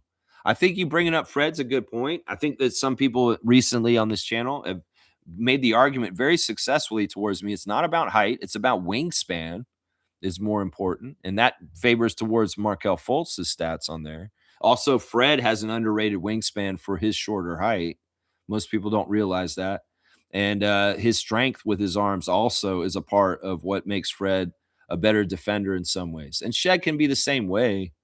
In some ways, you're right. We got to give Shed a couple years, and we'll see more and more as time goes on. I think the comparisons to Shed and Birthday Boy today are valid. And if you don't know what I'm talking about with Birthday Boy, well, somebody said yesterday that Kyle Lowry took a long time to blossom as a point guard, and there are a lot of comparisons and similarities between Shed and Lowry. So this could be true. And it is happy birthday to the GOAT today, guys. We got to stop and take a second to say happy birthday, Kyle Lowry. He is 40 today, guys. Kyle Lowry turned 40 today. That's crazy, isn't that? Isn't that crazy? Lowry is 40 as of this morning. We love Kalo so much, man. He's so fun. And I love this. I went to his Wikipedia page to go look at Kyle's Wikipedia, and guess what? There's a picture of him in a Raptors jersey on there, even though he's playing for Philly. And I'm sure Philly fans hate that. But I'll bet there's some sort of Raptor fan out there that's like, nah, bitches. We're posting Kyle Lowry on his Wikipedia page in the Raptors jersey, even though he's actively playing for y'all right now. So I love that. And they lock the page, too. They don't let nobody mess with it. So happy 40th birthday to our big butt superstar, old crazy man, the asshole, towel on his head, Kyle Lowry. We love you, man. And that's why we made a street up here in Toronto called Kyle Lowry Way over by the Ontario Science Center, which should be open again, Doug Ford. Fuck you. But yeah, the Kyle Lowry Way is over there near Don Mills and Eglinton. You can go find it and go drive on Kyle Lowry Way. It is his 40th birthday today, guys. There are a couple other birthdays real quick. William Cunningham played one game for the Raptors in the year 98-99. He played 1 year as a center, and it is William Cunningham's birthday. So happy birthday to one-time, one-game Raptor, William Cunningham. He didn't score a single point. His stat is basically this: 1 game, 1 minute, and that's it. He didn't do nothing in the Raptors jersey. So yeah, he's still technically in there. So happy birthday to William Cunningham. And then a little bit more prominent Raptor who was an NBA champion in 2014 with the Spurs, Marco Bellinelli, is his birthday today also. Marco, the Italian player, played for the Raptors for 1 year. He played 66 games. He started 1 game, and he averaged 7 points a game when he was on the Toronto Raptors. So happy birthday to Grote, first of all. Bellinelli also, and William Cunningham. Why not? Yeah, those are 3 birthdays of the day in Raptors world today. It's the big one. It's Kyle's birthday. 40 years old. Holy cow, man. That's crazy. So Kyle was born on this day in 1986. That's so crazy to me. He really is one of the oldest players in the league right now. And it's amazing that he got to this point. It is kind of a testament that Kyle Lowry's playing in the NBA at the age of 40. Because seriously, these point guards don't last like this. Getting to 40 years old and being in the NBA at his position is rare. In fact, I think Chris Paul, just checking out in the middle of the season, was one of the oldest point guards in the history of the NBA also. So yeah, in some ways, Kyle gets accolades for that, for sticking around at a position that does not stick around. They talked about this with Fred on Unguarded. I really hate his co-host Sarge, and somebody else who called in asked a question to Fred saying, Fred, you're not going to be any younger when you come back from your injury. You're going to be like 34. And, you've got a lot going on with you. Like, point guards have a certain shelf life. How many more years do you got? Fred got pissed off. He basically said, I'm coming back and I'm going to be the best Fred VanVleet I've ever been after this injury. That's his mindset. And he didn't have it any other way. That's his betting on himself right now, is he's going to rehab from the ACL, and Fred VanVleet will come back and be the best version of Fred VanVleet ever in the history of the NBA when he's played in it. So it is tough because in some ways, VanVleet, Lowry, these guys, they're point guards. And, you get to around 35, and man, getting past 35 and playing point guard in the league is rare. You don't get there because that's a speed position, and your speed starts to decline in your mid-30s. So, yeah, you have to have a lot of cerebral stuff to stick around then. Mike Conley, Chris Paul, Kyle Lowry, stuff like that. Yeah, it's interesting.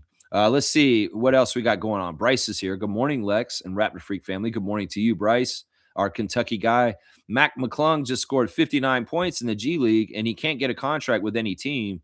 If you told me I had to choose between Mac and Markelle, I'm taking Markelle 10 out of 10 times. Dominating the G League means nothing if Mac can't even get a contract and Markelle can. Well, Mac is in the NBA. He's on a 2-way with the Bulls, and he actually does play in NBA games for Chicago, but he's still not a legitimate sized NBA player. Part of it isn't even his height. Like, somebody said that he's 6'3". I don't believe that shit. First of all, they gave him extra inches. He's not 6'3". That man is not as tall as I am or close to being as tall as me. No way. The other thing about Mac is he's scrawny. He's a very weak player. So he's not only is he kind of undersized, he's weak. He can get pushed around like crazy. So he's not an NBA style player. He can do that shit in the G League, right? You're right. And I agree with Bryce saying I would take Markelle over Mac because in some ways the strength of Markelle is more NBA's size and strength. So yeah, I'll agree with Bryce on these points. And it also kind of shows that like G League and your stats in the G League in some ways don't matter to the NBA. Yeah, I mean, people are crazy about Mac McClung. We played them, Windy City Bulls, earlier this season, Raptors 905, and the Mac McClung Glazers were insanely out of touch with reality when it came to McClung and who he was and what he should be doing. I mean, they were saying crazy shit like if Mac McClung was playing in the NBA, he'd be putting up Trae Young and Steph Curry numbers. Shit like that. They were saying some crazy stuff. Yeah. Smooth saying Mac McClung scored 59. That's impressive. Still not an NBA guy, though. Trick dunker. Nothing more, nothing less.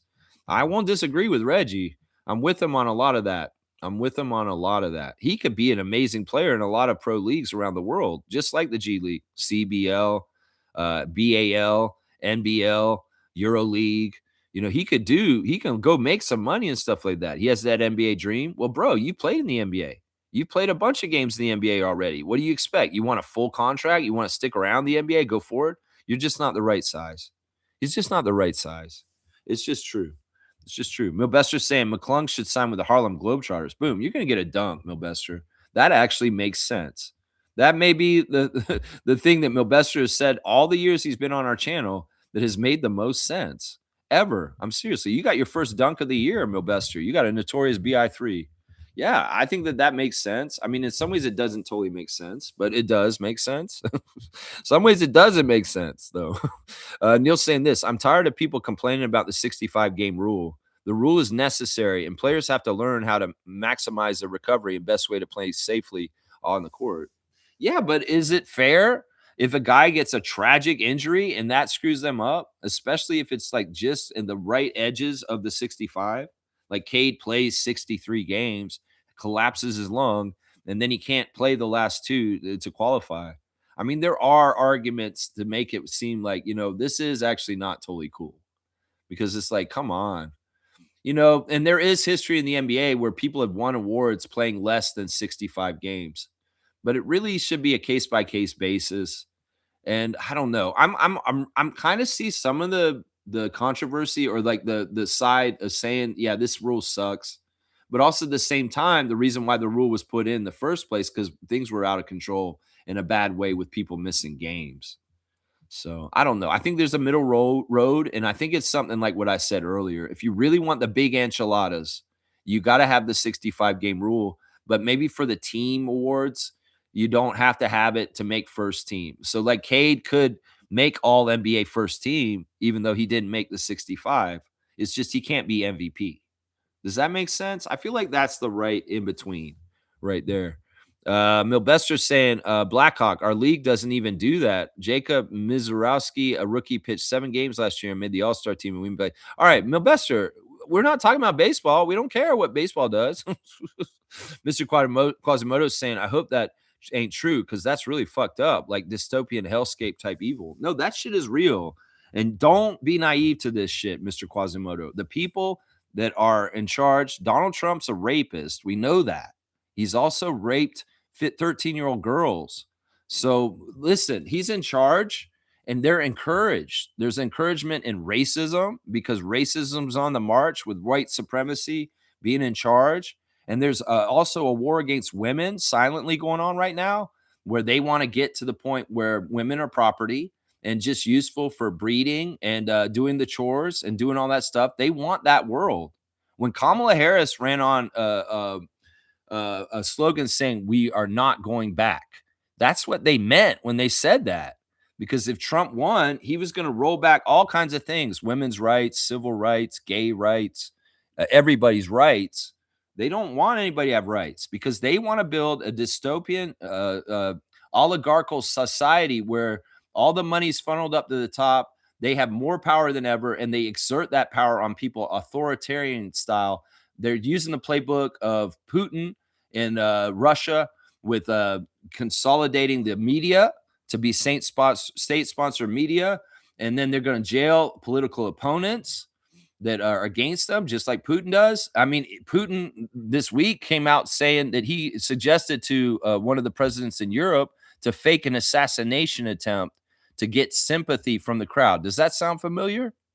So it's like everything that Putin might do or has done, Trump might do because they're playing off the same playbook. So basically, it's kind of like USA is Russia West now. It's like there's 2 Russias now, and the United States has become the second Russia. And the people in the United States don't even realize it. There's a lot of good people in Russia that want to fight against it and are against it, but we don't hear about them because we just hear this and this about Russia. So yeah, this is really bad. And it is a dystopian hellscape we're going into. And these are people who have no morals. and they don't give a shit about anybody. They worship God money because they only want to make their bank account up. Bernie Sanders, I watched him yesterday, a couple of speeches, and he said that Elon Musk at this point has more money than 53% of all Americans combined. So Elon Musk has more money amassed and wealth than more than half of the population of the United States has. In the olden days, like in the French Revolution, the people would have gotten pissed off by now already and gone back at them. The Gilded Age of the Rockefellers and the whole thing that happened in the Industrial Revolution, the wealth inequality wasn't even close to how bad it is right now, the highest it's ever been in the history of the world. And this is the thing. Nobody's even giving a shit about it. They were all sedated with celebrity news and sports and their everyday lives, and they keep them kind of pacified. So they won't come up all together and organize together because they want to let it sink in. So instead of getting mad at different people of the same economic class, we all need to get together and realize it's not illegal immigrants, it's not trans, it's not left versus right. It's not this or that. It's basically our existence as just common citizens against a very, very, very small minority of very, very wealthy, powerful people that are the puppet masters. And those people are the people that went to Epstein's Island and did unspeakable things to underage girls. And they're all monsters. I've heard a quote from Mitch McConnell that said, if we went and got everybody that was in Epstein's Island doing that awful shit, there'd be maybe 2 Republicans in government that are not a part of it. That's how deep this shit is. And a lot of this shit was behind closed doors and we didn't know about it. It's the veil's lifted. We can see it. And some people are being taught to say, yeah, we don't care. Or some people are just not taking it seriously enough to be pissed off enough to get in the streets. And up here, if you want to know where the line is in Canada, it's Doug Ford. That motherfucker is acting like he's a king and deciding all these different changes around Ontario and Toronto and different places without consulting the public. It's like he's a king and he can just make decisions. I'm going to tear down Ontario Place and I'm going to build a spa here. He didn't ask anybody to do that. He just decided to do it himself. And that's how he's operating up here. And we need to understand that up here, that he is like Trump light for Ontario, Doug Ford. And we all need to go up in arms against him next. Because honestly, we don't want this kind of movement up here also. Totalitarian, authoritative surveillance state, because the technology's here now. This is why the defund the police movement was actually smart in some ways, because do we need police to have tanks and military grade weapons against our own citizens because they want to hold us down at some point when we figure out too much? It's a dangerous, dangerous time. And we can't be naive to all this shit is happening. And they're going for it. And they're going to try and instill this shit. And if we want to have the power, the people have to get organized and get together. And that's why this weekend coming up, there's going to be massive protests all over North America, around the world even. And even here in Ontario, people are going to get in the streets on Saturday and say no to Doug Ford and trying to be a king of Ontario. So we got to understand this shit is bad all over. And they're doing all kinds of really bold shit. Like they don't care about pollution or destroying the environment this is true. Science has proven that global warming and climate change is true. But these guys want business. They have got money in mind. They want to roll back all the regulations against industry and allow them to do stuff. Even Mark Carney's a part of this shit. He's saying, oh, no, we got to protect Canada. We need to have no hindrance to establishing business for us to be able to produce our own weapons and be able to protect ourselves and all stuff. And under the guise of that, they'll get rid of a whole bunch of environmental regulations and start clear-cutting forests more and more and going past stuff that used to be safeguards for that. And in some ways, it's going to make our world worse. The United States wants to revert to coal. They just gave $1 billion to France this week to end a wind program for wind energy. And they already paid for it. It was already in motion because of Biden. And instead of going to that way, they're giving $1 billion of the taxpayers' money to the French company to close down the program. And he's encouraging more coal plants to be open. Because honestly, when they build the robots and the AI is in charge, they don't need any of us. So in some ways, all of the politics of the right-wing politicians around the world are to kill people on the down low. Whether it's killing them through the environmental regulations get thrown out and bad air and bad water and cancer rates going up, whether it's killing them by taking away their health care so that they can't fucking take care of themselves, whether it's killing them by pricing in the grocery store and people can't afford shit. This is a war on us, all of us, by the very, very rich minority people that have all the money in the world. And it's fucked up, man. They bought all the media in the United States now. And in some ways, people like me are more truthful about the news than the actual CNN or anything else. Fox News for sure, CBS, all that's gone down the tubes.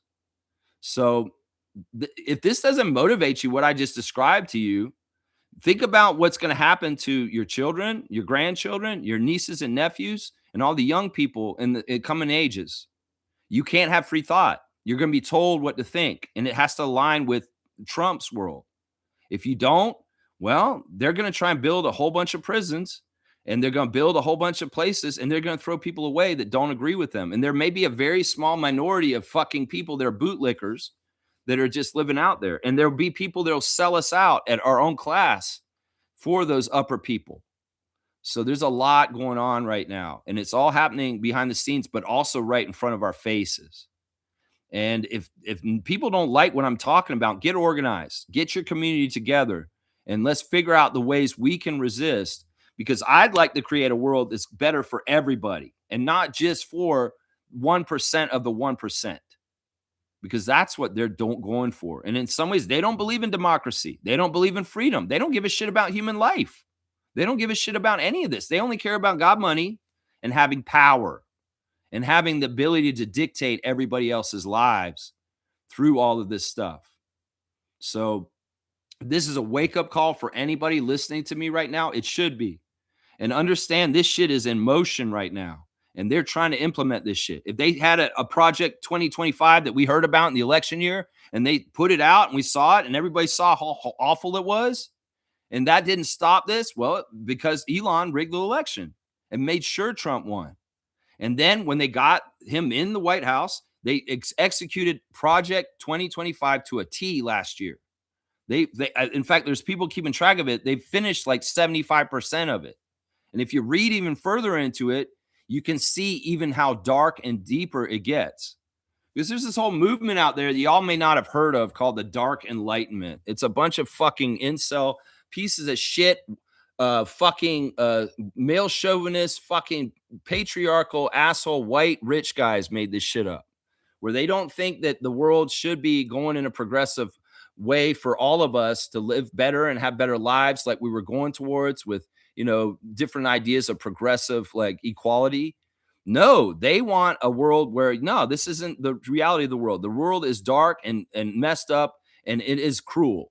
And we are going to be fucking the people that are the cruel people at the top, and we're going to enlighten you to the darkness that we want for this world. So it's like, if you don't like anything I just said, and you shouldn't, we need to get organized, and we need to get together, and we need to fight this shit. Because if we don't do it now, in 50 years, 20 years even, maybe even 10 years, they'll sink this shit in, and it'll become reality for the next hundreds of years. And everybody after us will be living in worse and worse dystopian bullshit. Think about it. They'll start making drones, and drones will be killing people. In the conflict in Iran right now, this is the stupidest thing. And it happened with Project 2025. They're integrating AI into things they do. Well, AI takes keywords like DEI, and it gets rid of all the government programs that had anything in it that said DEI. That's how they purged the government last year when Elon illegally did Doge and went through and got rid of all these parts of the government. They said anything that had anything in the keyword equality or DEI, they purged it from the government. And they used AI to seek it out by keyword. Well, in Iran, they've been bombing weird places that don't make no fucking sense recently. And it's because they're using AI to pinpoint the targets. It's part of the reason why they blew up that school of little girls by accident, because the AI told them to blow up this park called Policeman's Park because they thought it was a police station in Iran, but it's not. It was just a park called Police's Park and has nothing to do with it. There's nothing there, but they sent bombs and blew up that park just because the keyword. So think about the mayhem and the stupidity of the mistakes they can make through AI on a very brutal, violent, horrible level by just putting in, oh, go bomb everything that says the word police. And they bombed a park that didn't have anything to do with the police. It was just the name of the park. The other thing that's happening right now that's really awful is Israel is expanding its borders, is going into Lebanon now and doing the same shit it did to Gaza and just coming in and taking people's property as settlers and saying they're taking it for themselves. It's really a cruel, fucked up world. And it's emanating from the United States, Russia, and Israel. Those three countries are absolute pieces of crap right now because of their leaders. And until we get those fuckers out and we have huge, like, because it's a pendulum. We say the pendulum swings one way and then the other in politics, right? Left to right with the elections in the United States. Well, they're swinging this fucking thing into dystopian, totalitarian fucking hellscape. Well, if we can swing this back the other way, we need to eradicate every possible chance of this shit ever happening again. And this may mean some very drastic, radical changes to our society in a way that we safeguard the ability for people to never consolidate this much power over everybody to be able to do this ever again. That's the only way out of this. You know, they asked AI to predict the future of mankind and what's going to happen. And it shows further and more cyborgic, like it Neuralinks, all kinds of shit where we become more and more like the machine. And then eventually humans are gone. It's just the machine. And we're like, you know what? Bernie Sanders describes it as this. We're on a plane that we're building and we're in flight and we don't even know where the plane lands. We're just up in the air building a plane, and that's AI. We have no idea the final destination of what AI will bring us. And we'll be stupid. And in some ways, this is how we extinct ourselves. We go ahead and we have a race with AI with China in the United States. Oh, if you don't do it in AI before China, we better do this. But we don't responsibly do it. We don't have safeguards. We don't have an idea of anything we're doing. We just go ahead and do it. And then boom, AI figures itself out. Skynet, Terminator, all that shit comes true. Because don't think that it can't. If you were building drones and war machines along with the AI, and the AI decides the humans are the disease, and then fucking all of a sudden all the drones are just killing all the people on Earth, and AI lives on Earth by itself. That's the ultimate outcome for AI, guys. And that's why in some ways we should be fighting against it also. Because it's just you know, Asimov can go and look and write I Robot, and it's science fiction of like the 60s and the 50s told you the protocols of how this would all work out. This shit is more likely to happen. There's people that work in AI fields that are quitting it because I know how this is going to end. In some ways, I know, and they're not doing this responsibly at this point, and they're not having any foresight. You know, if there's really good people at the cutting edge of AI and they're controlling the direction of it and they have morals, that's good. But when AI becomes more prevalent and there's knuckleheads who have no scruples, have no fucking morals or anything, and they only care about God money and making money, they will cut corners and they will sell us all out and they will extinct the human race because they just want to make some profits short term for themselves at that time. We're in a very dangerous period right now. And I don't think enough people understand this to the extent of what is possible coming up. And we need to safeguard and prevent some of this stuff. But if we're going to sit back and just let everything happen, it's going to happen and we won't do anything about it. Then we're going to go to what we're going to. And this is what they want. Seriously. If you're Jeff Bezos and you have to have 1 million employees, when you see a business plan where if I use all my money that I've made off of Amazon and everything I've done, I can replace everybody, fire everybody, and just build an army of robots that will do everything for me without paying anybody. That's what he wants. That's his dream. So why the fuck would he care about anybody in the world? In some ways, we're a drag. It's like we can talk about universal basic income and things for helping people after a post-work world, but do you think they really want to do that? No. And that's why they want more coal plants. That's why they don't want people to have health care. That's why they want people to die, because people dying is actually helping them, because less people to worry about and coming after them and saying, no, we're revolution. Less people out there to be a drag on them and maybe social programs. They don't want social programs. They don't give a shit about that. They only care about God money, and they're evil as fuck. And I know this sounds like a dystopian hellscape because it is. And it's right behind us and it's in front of us. And we're not understanding just how it is so close. We got to wake up and we got to understand. And that's why I tell people in all the different areas in your life that you can make a minor difference, a micro difference. It can add up to a macro difference if a millions of us are doing it. So we've got to get organized as a collective conscience. We have to think about the future we want for our children. And it has to be at all levels. It can't just be the people that are at the bottom that really see it and hurting it. The people in the middle that are middle class that don't like what I just described need to fucking get off their comfy couch and fucking participate too. We need people that are millionaires that have lots of money also, but are not necessarily in that billionaire class, be on our side also. We need a lot of people to help because, the US is now attacking countries willy nilly with no congressional oversight, and they are invading places left and right. In some ways, it's stupid because militarily, strategically, it stretches them out and they're more vulnerable than ever in some ways. But if they're going to put a bunch of warships around Greenland all of a sudden, and there's actually a weird standoff in the water with European warships and American warships over there right now, I'm just saying, whatever Putin would do, Trump would do.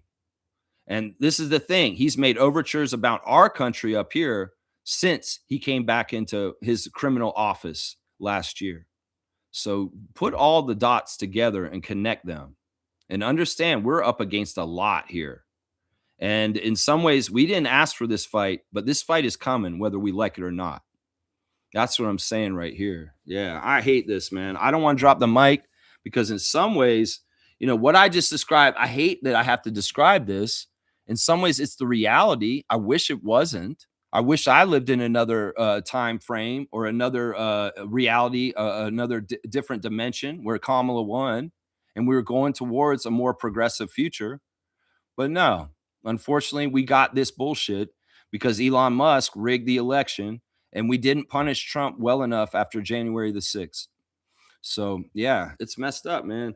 Blackhawks Sam Milbester, you have rules in place because there were too many players getting load management and beating out players that did not use load management. Yeah, we know that. Let's see. Bryce is saying this. I'll get back on track. I'm sorry I went really deep on that just now. But there are things that need to be said and at least waking up. And in some ways, like I said, I told y'all, I'm like a Paul Revere with this shit. I'm telling y'all the British are coming and that this is messed up. And if we don't do something about this, we're going to be in trouble.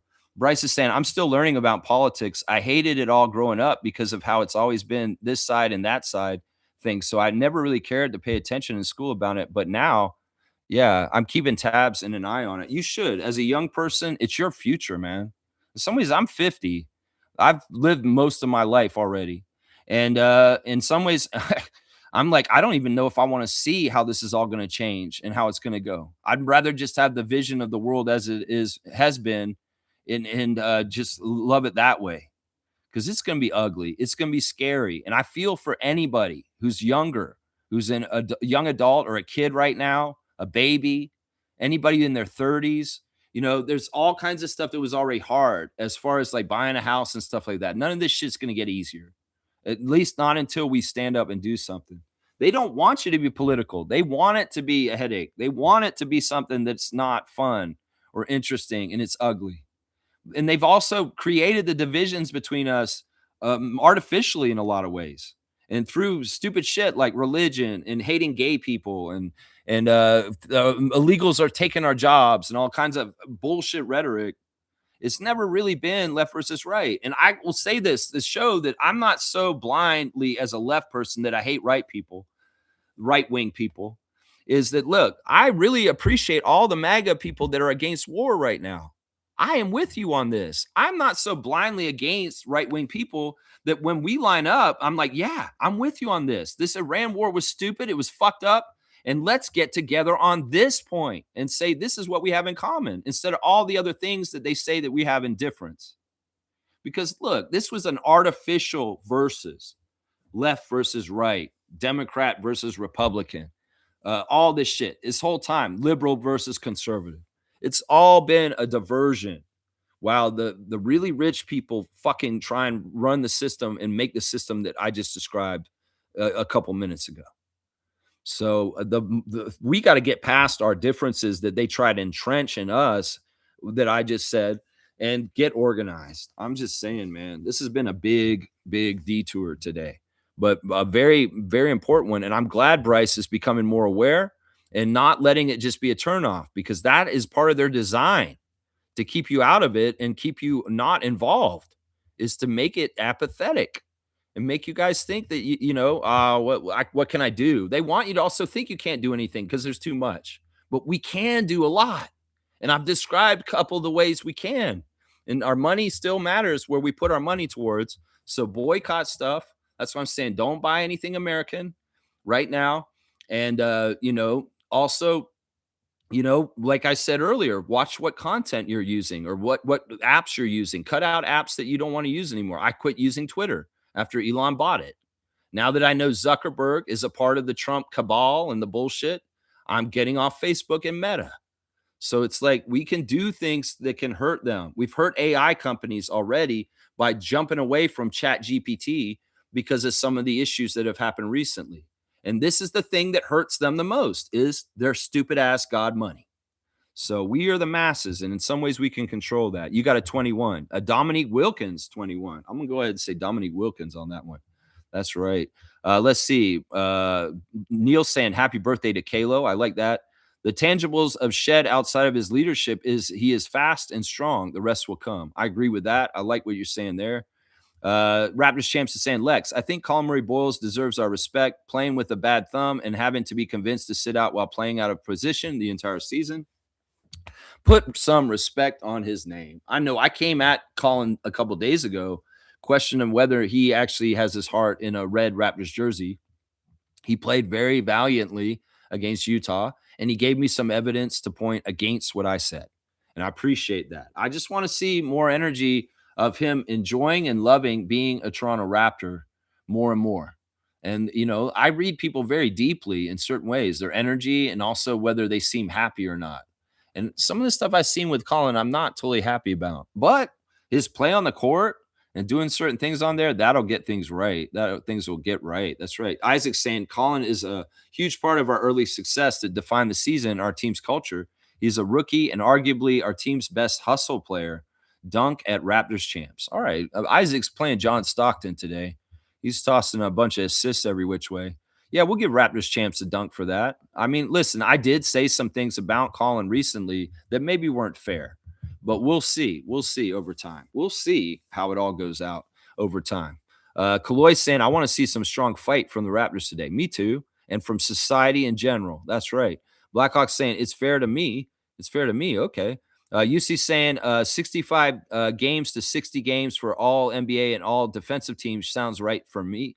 Kawhi played 60 games for us and made both teams. Just keep the 65-game rule for the big trophies. So UC likes my idea and say, all right, so 60 games to make all team and to get the big award 65. Yeah, I like that. Kaloy's saying keep the 65-game rule. It's there for a reason. We can't keep making exceptions. Yeah, it's tough. I mean, I think that it's true. I think that if there's guys that are kind of equal with like how well they played this year, like say Jokic and SGA are both like very equal in being possible MVP, but SGA plays 82 games and Jokic plays 60. That should be easy. Yeah, give the award to SGA because he played more of the season, right? That's the way I look at it. Kaz is here. Good morning, Kaz. Good to see you. Raptors Champs saying, thank you, Isaac. I fully agree. Isaac's saying, if the future ain't electric, then take me down to Electric Avenue. Yeah, we're going to rock down to Electric Avenue. And then we take it higher. Out in the streets. Out in the streets. In the dark side of town. Oh. Yeah, that song has some really interesting lyrics in it, talking about people not having enough to eat and different things like that. Eddie Grant. Yeah, that's a good one, man. Electric Avenue. We gonna rock down to Electric Avenue. And then they take it higher. Trevor's saying the NBA Board of Governors has approved a vote for the league to explore bids and applications for expansion teams in Las Vegas and Seattle. Yeah, sometimes this kind of stuff to me, I'm like, why are we doing all this if the world's going to shit? In some ways, it's like the Toronto Tempo are, in a way, a canary in the coal mine to me. It's like as long as the Tempo and the Raptors are playing basketball games, I know the world is somewhat okay. I don't know. In some ways, it's like, okay, go ahead and expand NBA. Where are we going to be in 5 years anyway as a society? I mean, after what I was just talking about earlier, come on, guys.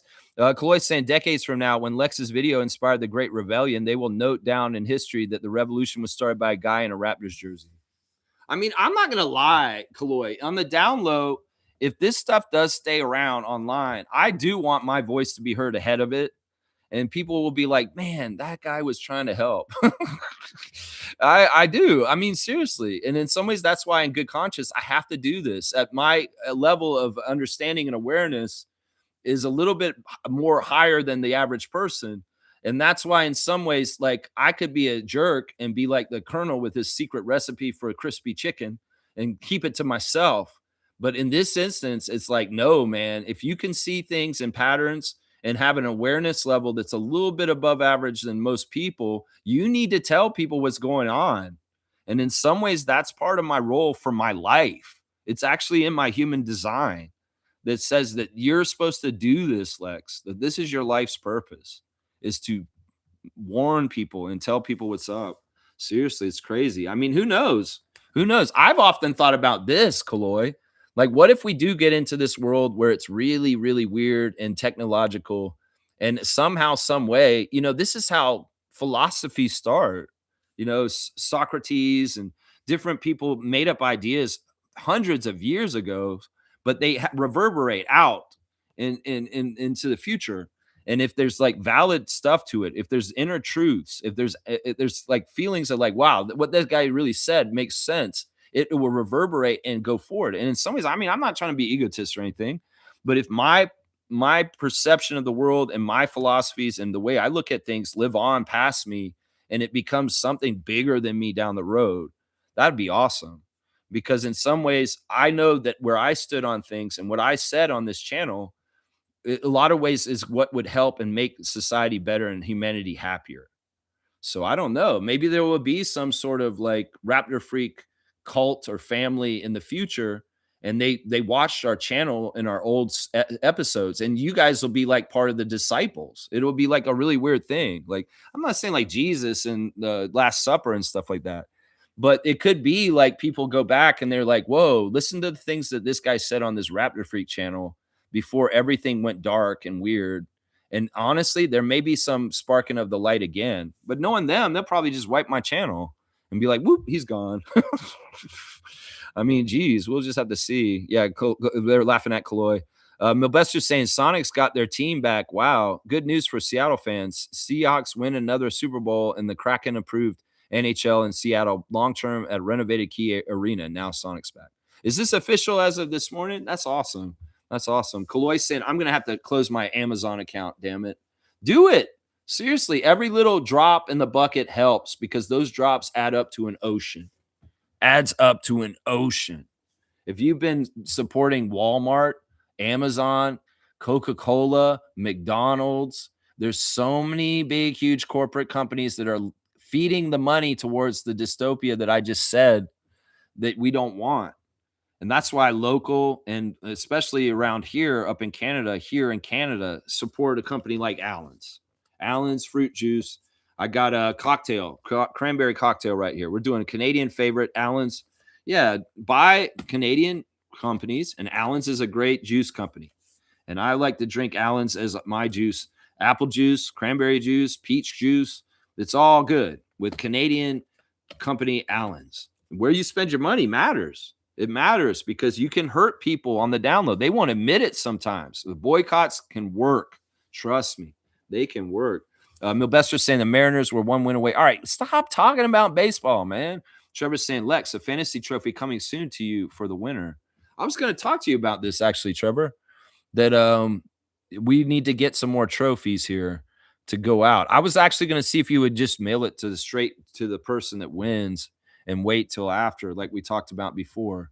If you have not mailed it yet, Trevor, hold on to it. and we'll try and send it directly to the person who wins at the end of the fantasy league. Yeah, I need to call you and talk to you because it's a production meeting. We'll have a production meeting very, very soon. Milbester's saying good news with this NBA expansion. Official is the MLB expansion will follow too. Okay, I don't care. Kaloy's saying, is it Lex and more power to you? It's important that someone like you thinks about things this way. Revolutions are started with less. If things are swinging in the pendulum in the other way, then it is also possible to have it the other way. We just need to change the minds of the people. See, I love this because like every one of us is like a puzzle of a piece of the puzzle. We're like puzzle pieces. And see, Kaloy has a perspective and things that he sees that I don't, which I love because in some ways that's the light and that's part of the guiding and the collaboration of everybody coming together and saying, like, look, well, I see it this way and I see it this way. Let's get together. Wow, actually, we can make this work. And wow, I can actually see a possible route for us to fix this and get this right.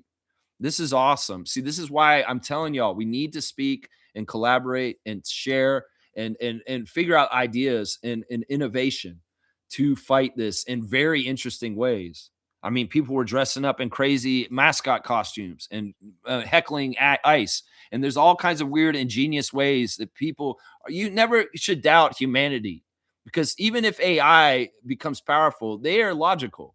Humanity is not logical. We're illogical in a lot of ways. And in some ways, innovation and surprising things can happen from the human element of the unpredictableness of humankind. You know what I'm saying? So I like what Kaloy's done here as far as saying this. And yes, I hope that we get that pendulum swinging back the other way. And honestly, we need to make some very good, strong safeguards, especially in the United States. I think that the system in Canada needs overhauling too. And I think that the fact that like Doug Ford can rig elections, honestly, is what he's rigged to be in his position the times he's been in there. People say, "Oh, they voted for this. They voted for this." Bullshit. The fucking gerrymandering and the fucking weird ass shit that they've done for Ontario provincial election is the problem. And I hope that enough people out here where I live understand that Doug Ford is in the ilk of Trump, and we don't need him just like we didn't need Pierre. So, it's so messed up. And in some ways, we need to get these kind of leaders out of power all over the place, all over the place. Kaloy's saying if we look at human history, there are improvements. What we normal people experience and rights now were only possible for royalties back then. Yeah, that's the thing is like, look, if we had done things right in the last 40 years, if Reagan had not done some of the things he did in the United States, we could actually have a utopia already. No homeless, no hungry, everybody's taken care of. And there's, and the fact that people aren't running a rat race in a certain way, if they were able to be creative and innovative, we would have made all these discoveries and all kinds of crazy things, amazing things happen in society if we hadn't been working in the system we've been working under in a lot of ways. Innovation and creativity and the flourishing of a human renaissance could have been possible if so many people hadn't been having to run DoorDash or fucking do so much to make ends meet and to in the system we have set up now. So it's interesting what could have been. And well, can we still try and get that afterwards, after things change? Because everything's changing now. In fact, the political system of the North America is going to go out the window. And signs of it are in the election yesterday with how it's turning. But also in the same token, it's not necessarily about Democrats being Republicans all of a sudden. It's about non-establishment people beating establishment people. And the mayor of New York is a good example of that already. So yeah, we need that stuff. We need that stuff. Yeah, Kaloy's saying all of the rights we immigrants have, we're paid for with black blood, so we can definitely do this. It's just that we may go through the tough friction time where there's a lot of pain and misery and heartache and sadness and fucked up shit. But I do truly believe in the power of the people. It's just if we don't wake up and do a revolution sooner, they're going to have more robot troops. They're going to have more ICE agents and more Gestapo to kind of quash us and hold us down. And we need to all go all at once and throw it all out all at the same time. And that means a collective organization of millions of people in a lot of different places, coordinating together and just changing it all. And in some ways, we could do it through the system in a bloodless way. I wish, but I don't think we can at this point. The system protects itself, and the system is broken, and the system is not working to let it get to this point with Trump. So, unfortunately, there may have to be a point where things get really uncomfortable and we have to do things that we never thought we would have to do in our lifetime to right the world. It's kind of messed up, man.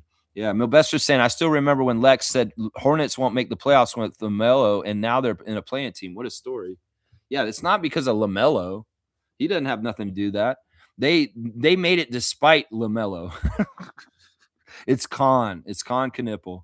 Khan Knipple is in the play-in with the Hornets. He's not a playoff team yet, but I still believe, the Hornets would be better if they traded LaMelo and they just built around Brandon Miller and Khan Knipple, because LaMelo is a loser and he, in some ways, is not a real NBA player. He's the guy you should send to the Harlem Globetrotters. He could be on the Harlem Globetrotters. That's for sure. Kaloy's saying it does seem slow and painful, but like AJ said, negativity breeds failures, and we ain't about failures here. Man, I need Kaloy right now more than ever. Thank you. Because, see, this is the thing. I stew with this stuff by myself, and I overthink everything. And in some ways, I think about the worst possible outcome, and I should be aiming for the best possible outcome and thinking about the best way it could all work out. And I hope that you're right. I really do hope you're right. In some ways, I needed you so much right now, Kaloy, just to be a ray of hope and a ray of light and showing me the way that, like, look, Lex, open your mind to this. I can see this. I can see that. And I don't want no messed up world from my guy, Santina. That's right. That's right. So I'm going to give Kaloy a big time dunk right here, man. You got the 18, man. You got 18 now. I'm going to give you 2. You're at 21. Because honestly, you've had 2 really good comments just in the last 10 minutes on the show. All right, let me see. Where am I at with my time? I'm just over 2 hours, and I'm at the end of the comments right now. Let's go ahead and check the tabs real quick. I did that. Raptors Redditor of the day is a guy named Meat United. This is not really a good post. It's just kind of like a funny post to me. He's saying, hey, y'all, first game, question. Hey, guys, going to my first game this Friday, the Pelicans game. What should I expect? And is there anything I should avoid doing? I don't support the Raptors, but my dad has been wanting to go to a game, so here we are, laughing my ass off. Been to the arena about 10 times, just never for the Raptors. You don't support the Raptors, but you're from here? But you're going to go to Raptors game because your dad wants to go to the game? And you're worried about doing something wrong? Like, what the fuck is this? Let me go read these. The answers on Reddit are just go watch the game, man. Laughing my fucking ass off.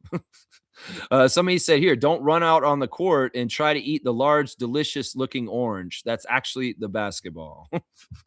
Scream bloody murder at DeJounte Murray if you get the chance. You will get bonus points for getting his attention. Double your score if you get him to ask you to have you removed.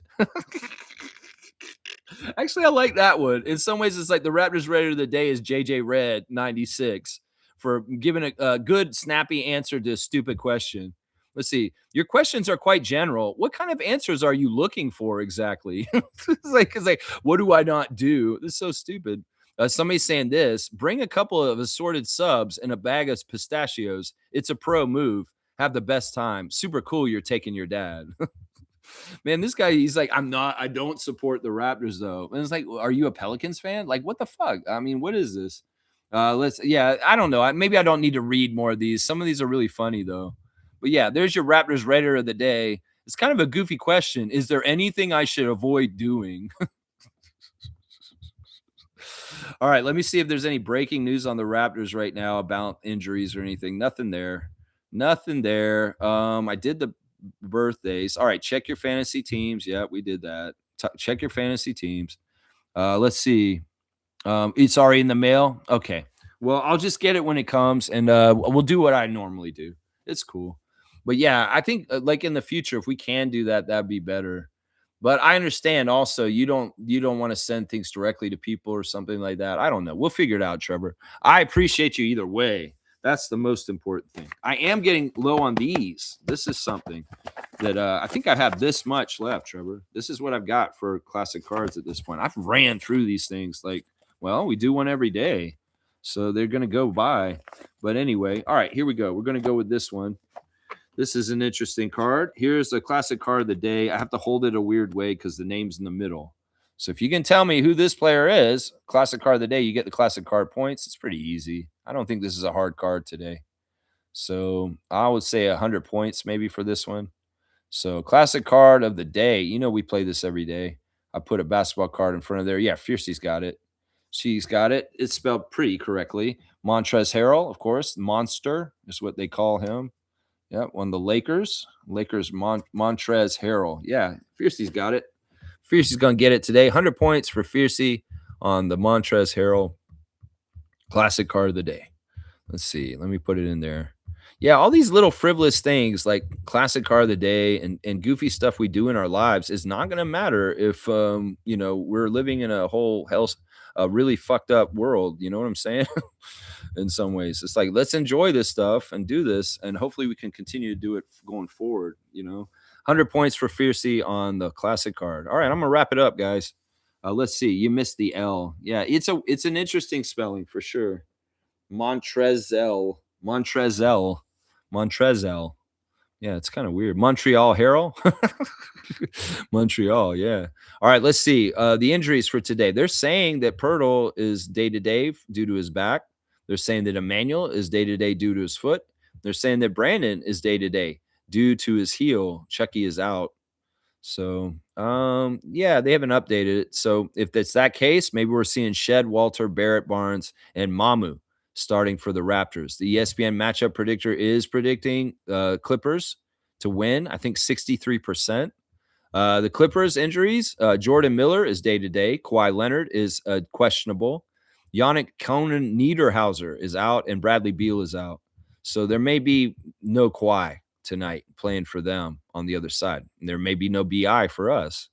So, yeah, the referees for today's game. First of all, in the replay center, Brent Bernecki, CJ Washington, Inte Huang, and Simone Jelks. On site, it'll be Mitchell Irvin, the Drake lover, as the crew chief. He favors the Clippers. Nick Bookert is the second ref. He's a great ref for the Raptors normally, but he favors the Clippers. And JD Rawls is the third ref. He's a bad ref for the Raptors, but he favors the Clippers. So all three refs are having a higher winning percentage with the Clippers for today. So to win this game tonight, Raptors, obviously there's certain statistical battles. If you can win, we have a better chance to win. And rebounding is one of them, and making more threes is another. Assist to turnover ratio was fantastic against Utah on Monday. If we can have the great passing that we had in that game, that'd be fantastic. We'll have to see how lackadaisical and old the Clippers are playing right now. Maybe they're playing with a little bit of pep in their step and a little aggressive. Maybe they're not playing that hard because they're just kind of not, and they coast on their talent. I don't know. We'll have to see. If Brook Lopez is out there playing center, that could be a positive for the Raptors, honestly. Also, we need to watch out for Mathurin. I think if Mathurin's coming back from injury, he's going to be all fresh, and he could be very dangerous. We know that Benedict is a very powerful offensive weapon in bursts and in determination. So we need to watch out for him today. I'm going to say that right now. Obviously, if Kawhi plays, we got to really guard him up too, right? We really do. Let's see. Milbester's saying, Lex, Stephen A. really pissed with Bridges, laughing my ass off. He's still pissed about that trade, and Hart to be quiet. Yeah, because he didn't need to get Mikal Bridges. Anyway, either way, Stephen A. is so funny with his Knicks fandom and how he goes all over the place with you guys and his opinions. Let's see. I'm going wild for, all right, we're not doing tournament. I don't know anything about that. Yeah. Mr. Quasimodo is saying, let not adultery be the consequences. Man, I'm sorry, Mr. Quasimodo, if I opened up some things to your mind today, but I feel like it's necessary. And in some ways, I'd much rather you guys be informed and understanding some of this stuff. If you live in Canada like I do, we still have some form of free press where we can actually get news. But honestly, a lot of our press is controlled by the American corporations also. And we are not free of the manipulation of the billionaires controlling the message. And that's what's going on in the States now, is that they bought up all the major media And, Midas Touch is a great alternative. There is real reporting there. Heather Cox Richardson is a great historian that actually is telling the truth about things right now. But, one of the things that's happened recently is CNN, the merger's over, and they're going to see extreme changes with CNN. It's basically going to become like Fox News Channel 2, just so y'all know. If you're using CNN as a news source, don't do it anymore because it's basically going to be Fox News going forward. And CBS News is that now already at this point because they've got people in charge of CBS News that are absolutely people that were implanted by Trump to make sure. Because one of the things they're not reporting on Iran correctly. Iran's actually lashing out at the US and getting some successful stuff happening, but you would never hear that because Trump has ordered all the media to never speak ill about what's happening there. This is exactly what Putin's doing with the Ukraine war in Russia right now. He's lying to the Russian people in the media, saying that Russia's winning the war, saying this and that. It's all propaganda. And honestly, it's not true. Russia is not winning that war. Ukraine has been kicking their ass, but they lie to the Russian people through state sponsored media. Well, this is the same stuff that's going to be going on with this Iran conflict. They're going to lie to the Americans and tell them only like positive things when there's not there. It's not the full picture. Just so that, yeah. Anyway, I appreciate you guys. Maybe I went too deep here. Whatever. Somebody's got to speak it out and say something about it, especially if CNN's now going to be Fox News. All right, y'all. I appreciate everybody. Love you guys. And I'm sorry that I, don't shoot the messenger is what I would say right here. All right, let me just, you know what? This is going to be a more important prayer than ever that I'm going to do right now for the end of my stream. Dear God, I appreciate you so much. I appreciate all of the blessings and the things in my life that sustain me, that you have created and allow for me to have. I wish the best blessings and sustaining for everyone around the world, for I am not so selfish in my own ego that I would only want it for myself. I want it for everybody because I feel like at this point in our civilization, we have the means of abundance that we could have this for everybody. But sadly, we have a certain class of people that are greedy and hoarding under the worship of God money. I know that you are the one true God. I know that love, light, and the essence of what keeps us alive and the energy of life is truly your spirit. And that as those forces that are dark, that follow God money, try to squash the spirit of us, you, life, love, light, they will be unsuccessful because dark cannot beat light in the end. And light will shine in the darkest places and will overcome the darkness in the spots, in the places where it has to. I appreciate you so much. I ask you humbly, as a servant of you, to please protect the Toronto Raptors from injury in the game tonight in Los Angeles against the Clippers. You can look out for the Clippers too. Why not? And look out for the rest of the NBA and all the athletes around the world. But extra specially, please look out for the vulnerable, the sick, the old, the tired, the disabled, the people that are in ICE facilities right now, the people that are getting bombed in Iran, the people that are having their property and land stolen in the Middle East by the Zionists that are absolutely horrible, barbaric, fucked up people. I appreciate you so much. And I just humbly ask that you look out for all of us. All the glory to God. Amen. All right. That's it, guys. I'm out, man. I'm out. All right. Trevor's saying I'm going to get more classic cards. I appreciate it. Let's go, Raptors. We got a receipt for Kawhi and the Clippers from earlier this year. I don't want to get swept by them for the season. I don't want to see Steve Ballmer having a good time at the end of the court because in some ways he's part of that class that I just talked about. The billionaires that are running our country and our world in the ground. So, yeah, I love you guys, and I'll see y'all tomorrow. Let's go, Raptors. Let's beat the Clippers. Happy birthday, Kyle. We love you, Kyle Lowry.